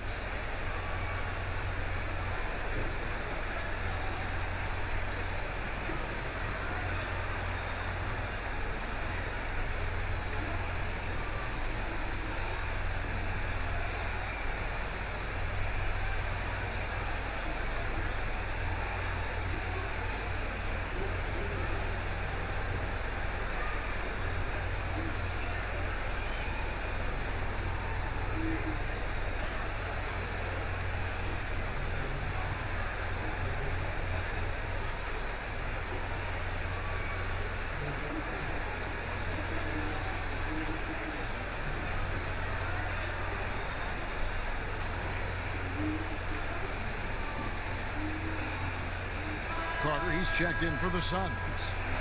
Utah also making some changes. Ed Davis is checked in for Gobert. Joe Ingles comes in for Bogdanovich. And it's Clarkson in for Mike Conley. Clarkson against Carter. Teardrop shot. It's stolen by Carter. Here's Booker. And the dunk by Booker. Getting it done on both ends, and it shows up in the score. Well, what I love, Greg, is the energy they're bringing right now. They're ignoring the scoreboard and playing hard. Clarkson dishes to Mitchell. Looking to end the run. It's hauled in by the Suns. It's almost like he's trying to make things hard on himself. You know, he's just got to slow the game down. Try to get some easy ones. Carter looking around. On the wing, Booker, guarded by O'Neal. Low block shot on the way. And there's Ayton, and that's good on the assist by Booker. Booker's got assist number 5 here tonight. And so it's Mitchell who brings up the ball for Utah. Trailing by 17. Following this one, they get to host the Pelicans. And that's the first game in a string of 3 straight at home. Out left to the wing. Here's Clarkson. Misses the 3. No matter what looks they get, they just can't convert to stop this run. And I think you can start to feel their frustration mounting. With every missed bucket, it becomes more and more desperate. They need a bucket in a big way here to regain some confidence. Utah calls timeout. I think the player most closely identified with the Phoenix Suns the last 3 years, obviously Devin Booker. You know, here's a guy who averaged well over 20 points. He can beat you with the pass as well. He's the piece that gives this team great hope for the future.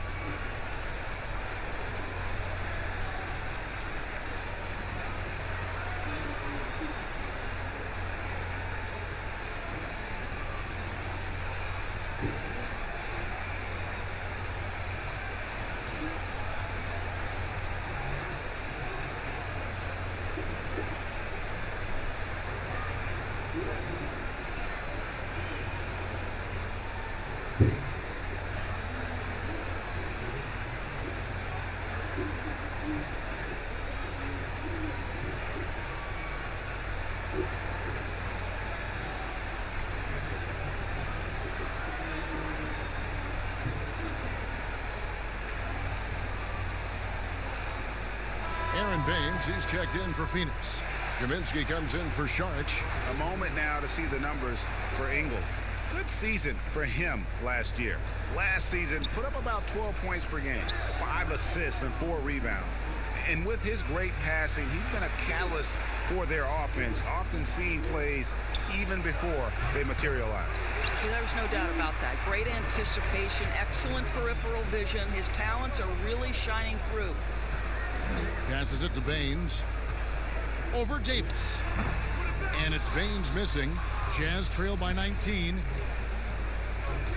Here's Clarkson. And stolen by Booker.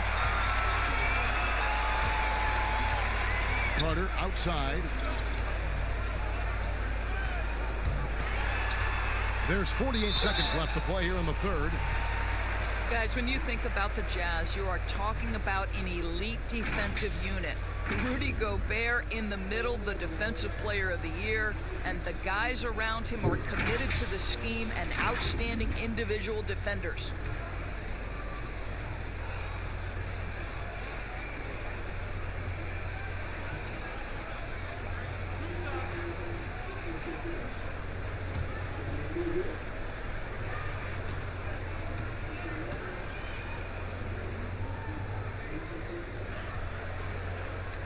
The first free throw is good.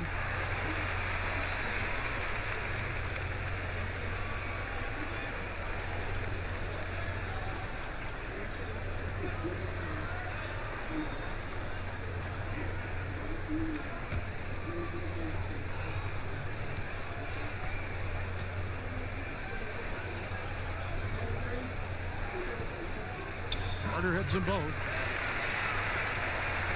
46 seconds left in the third. Clarkson against Booker. Now here's Mitchell. Defense right on him. Back to Clarkson to end the drought.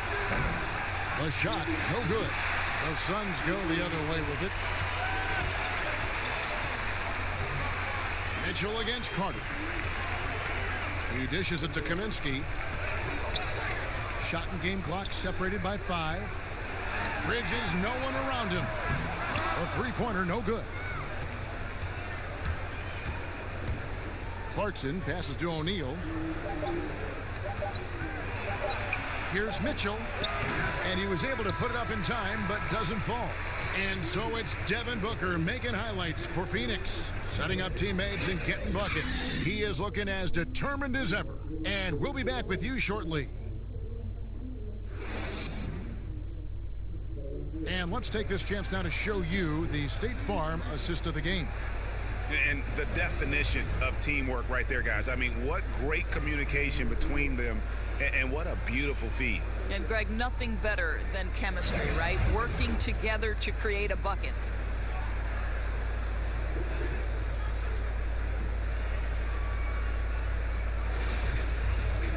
And there may not be a lot of drama down the stretch as we head into the fourth quarter, but stranger things have happened.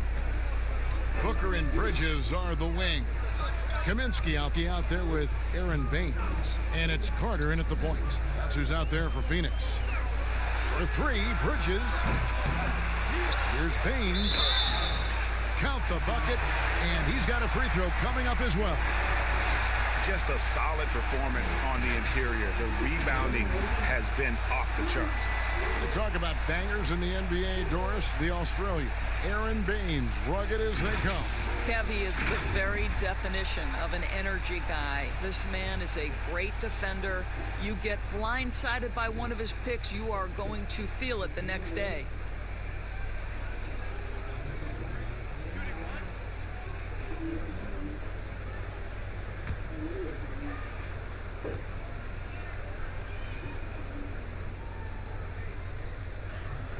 Doris, such an honor to be on this with you, and you were the first female to become a full-time NBA analyst, breaking new ground. You've accomplished so much in your life, personally, professionally. What would you tell young women who are graduating college, looking to get ahead in their career in what you've chosen?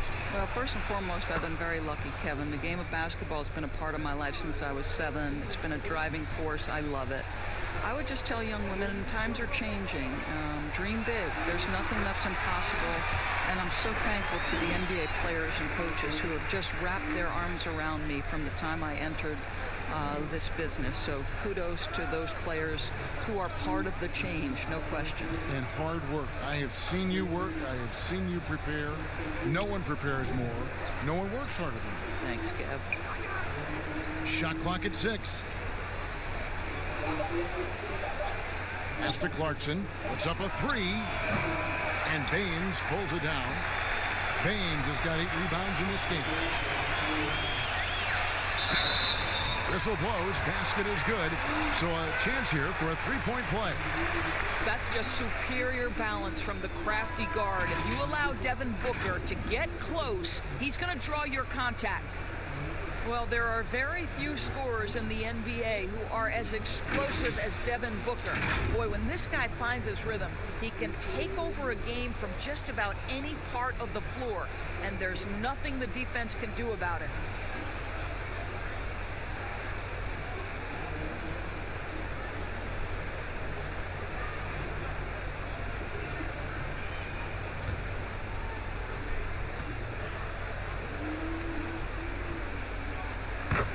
Doris, I still think back to that game where Booker put up 70 points. I mean, wow, unbelievable. Yeah, when Devin Booker starts to cook, he can get as hot as any player in the league.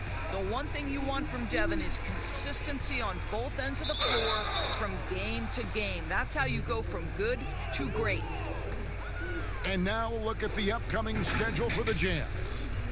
On Friday, they'll be matching up against Eric Bledsoe and the New Orleans Pelicans. Then on Saturday, they'll be taking on Jonas Valanciunas and the Memphis Grizzlies. Shooting 2.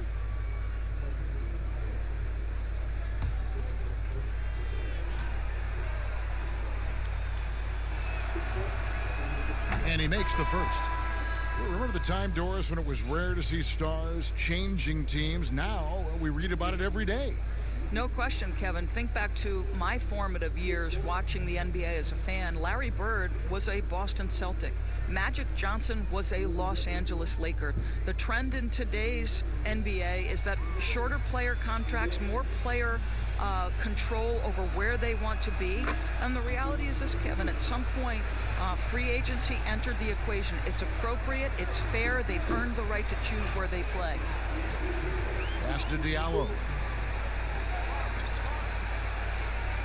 Here's a Kobo. The pass to Carter.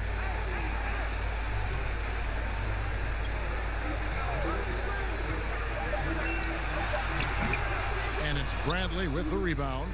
Well, you simply have to shake that one off, right? You can't let that kind of missed opportunity bother you. Tucker with the ball. Here's the teardrop. He hangs in there and cashes in on the second chance points. And those second chance points really become almost like bonus points when you can get them. Just under 2.5 minutes gone here in the final quarter. Inside, it's stolen by Bradley. The wide open look here for Ingles. It's in, and he's a very efficient 5 for 6 on the game. Boy, Joe Ingles off the pull-up. Just such a tough shot to guard. Nicely done. Carter against Moutier. And it's Carter missing. And his defense so valuable. Not many can bother that shot at the rim. Boy, you see the effort. You see the range. This guy prides himself in his ability to shut you down. And Phoenix making a change here. Booker's checked in.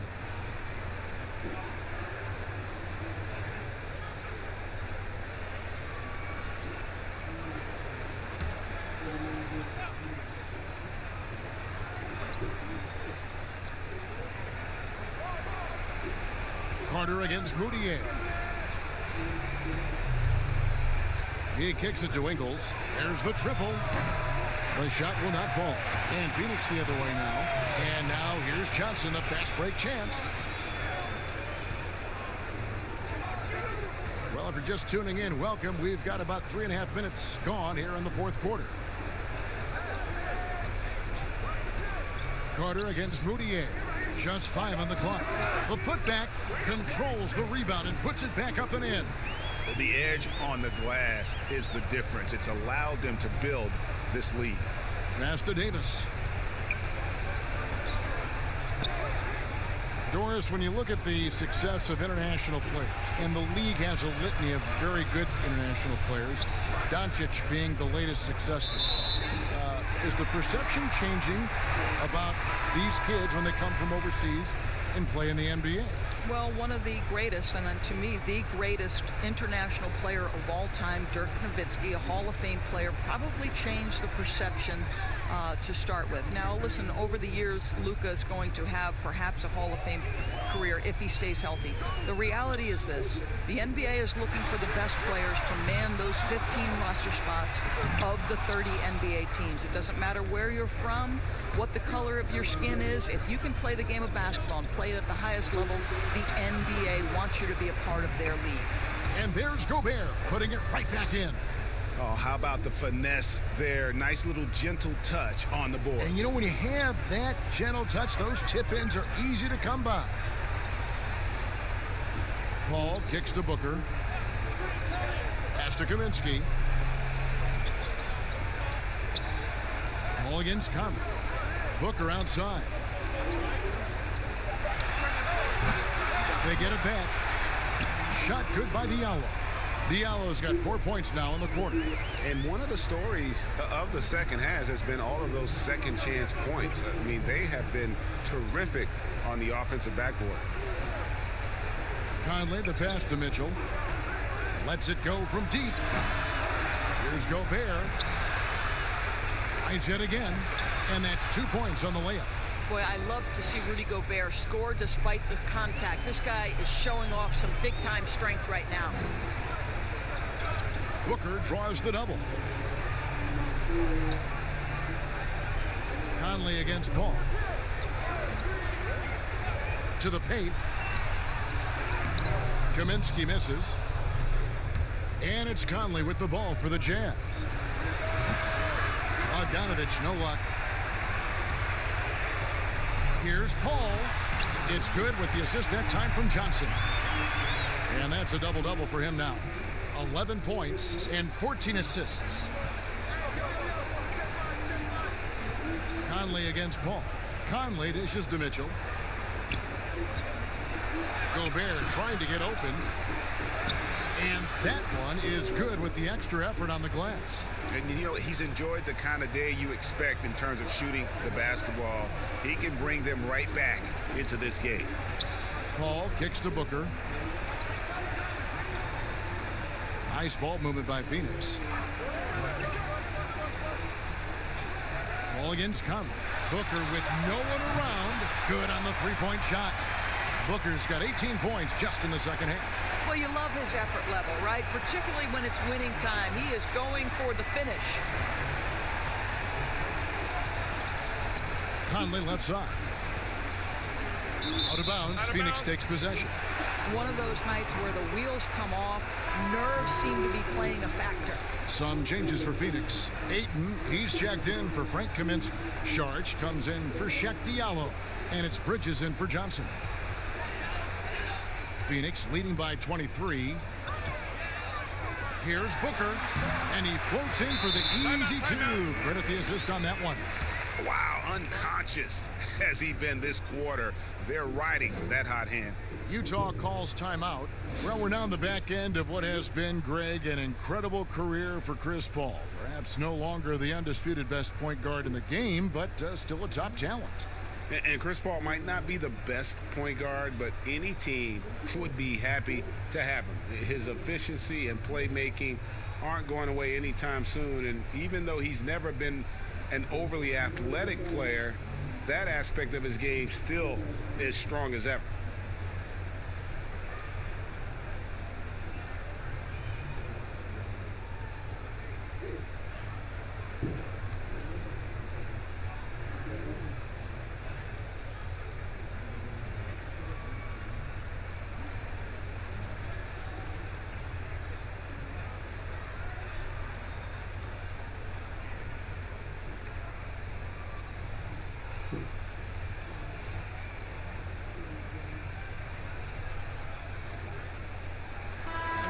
presentation of our Jordan Player of the Game, Devin Booker.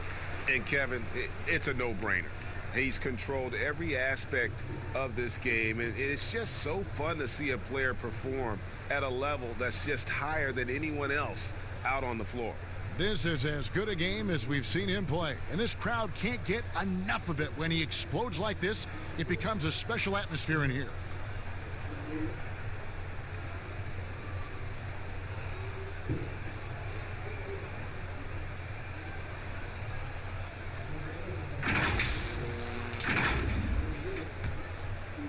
Here's Williams-Goss. Doris, isn't it interesting that we're seeing some teams with more three-point attempts than two-point attempts? It's incredible, Kevin, that every year over the last decade you see more three-point attempts across all 30 NBA teams. And think about the Houston Rockets. In each of the last 2 years, the Rockets have actually taken more threes than twos. This is the evolution of the game. It is not going anywhere. There's 2 high-valued shots in the league. Restricted area twos, that means point-blank opportunities at the rim, and three-point shots, and everything else in between seems to be getting lost. So Utah ends up going with the new group.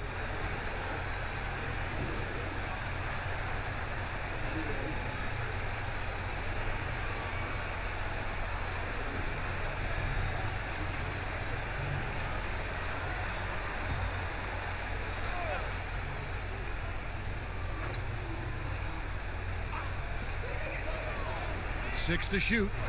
Booker draws the double. And stolen by Bogdanovich.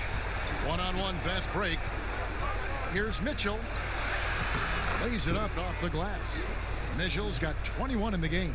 Boy, how about the blinding speed in transition? Donovan Mitchell, ferocious, attacking in the open floor. Sharge up top. He is covered by Bogdanovich. Booker draws the double. Shot clock at 6. And that one's good, Ayton. This guy has got a dominant physical frame, incredible athleticism. Nice job by DeAndre Ayton inside. Conley finds Bogdanovich. Doris, you and I are faced with this a lot, voting for the MVP. Great stats versus winning. Where do you stand on that when you vote for the league MVP? Well, winning could be the definitive line if I have 2 candidates who are close. For instance, for me, this last MVP came down to James Harden and Giannis Antetokounmpo, and I took it to the last possible moment. And I could have gone in either direction and been comfortable.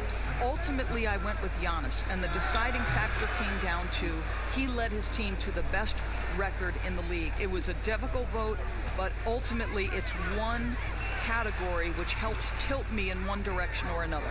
And I did too, and what also helped me was just the improvement defensively they had made, and I know Antetokounmpo was a very big part of it. No, it's a great point. He was a two-way force. Mitchell against Booker. Outside Conley. Shoots the 3.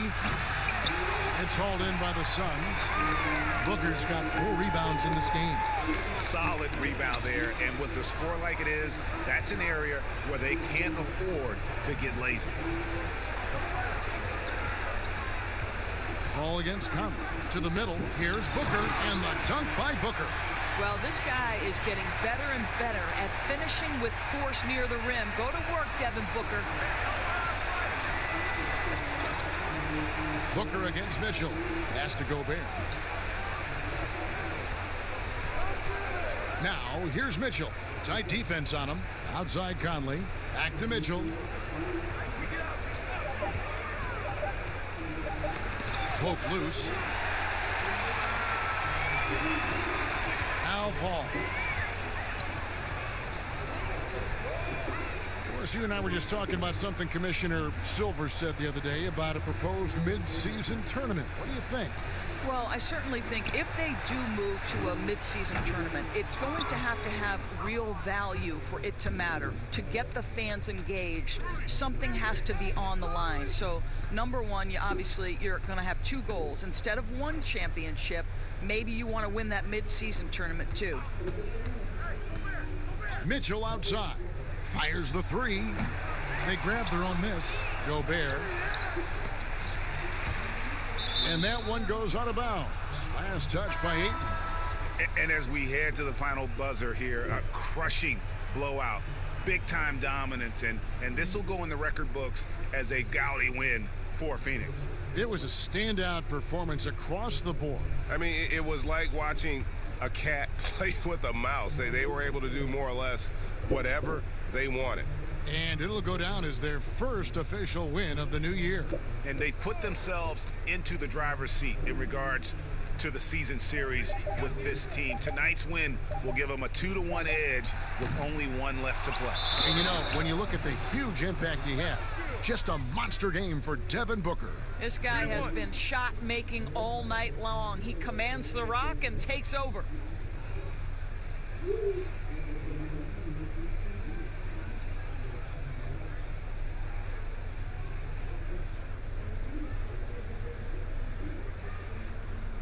One shot.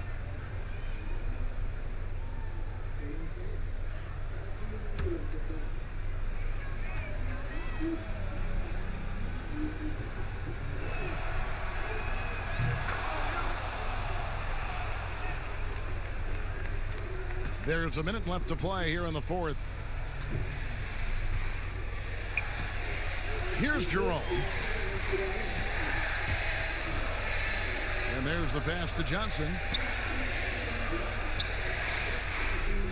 Here's Reed. Clock at 6. Johnson finds Diallo. And they'll turn it over. Could not get off a shot. 24-second violation.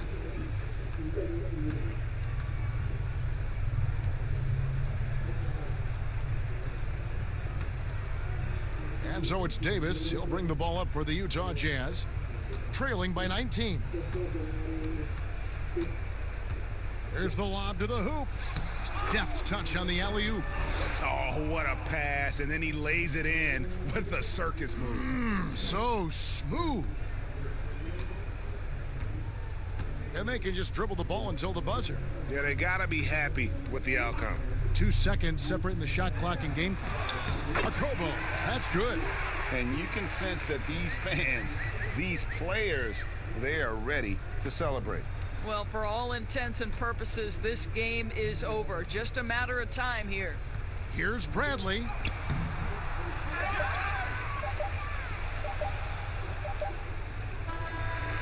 So it's the Suns winning easily here. They won this game going away. They were the better basketball team by far tonight. And you got to commend this sort of dominance, particularly here at home. It's a great feeling when you play almost a perfect game and to have that crowd be so pumped up. And that'll wrap it up, folks. For Greg Anthony, Doris Burke, and David Aldridge, and the rest of our terrific crew, this is Kevin Harlan saying thanks for watching. We'll see you next time. Have a great evening. Thank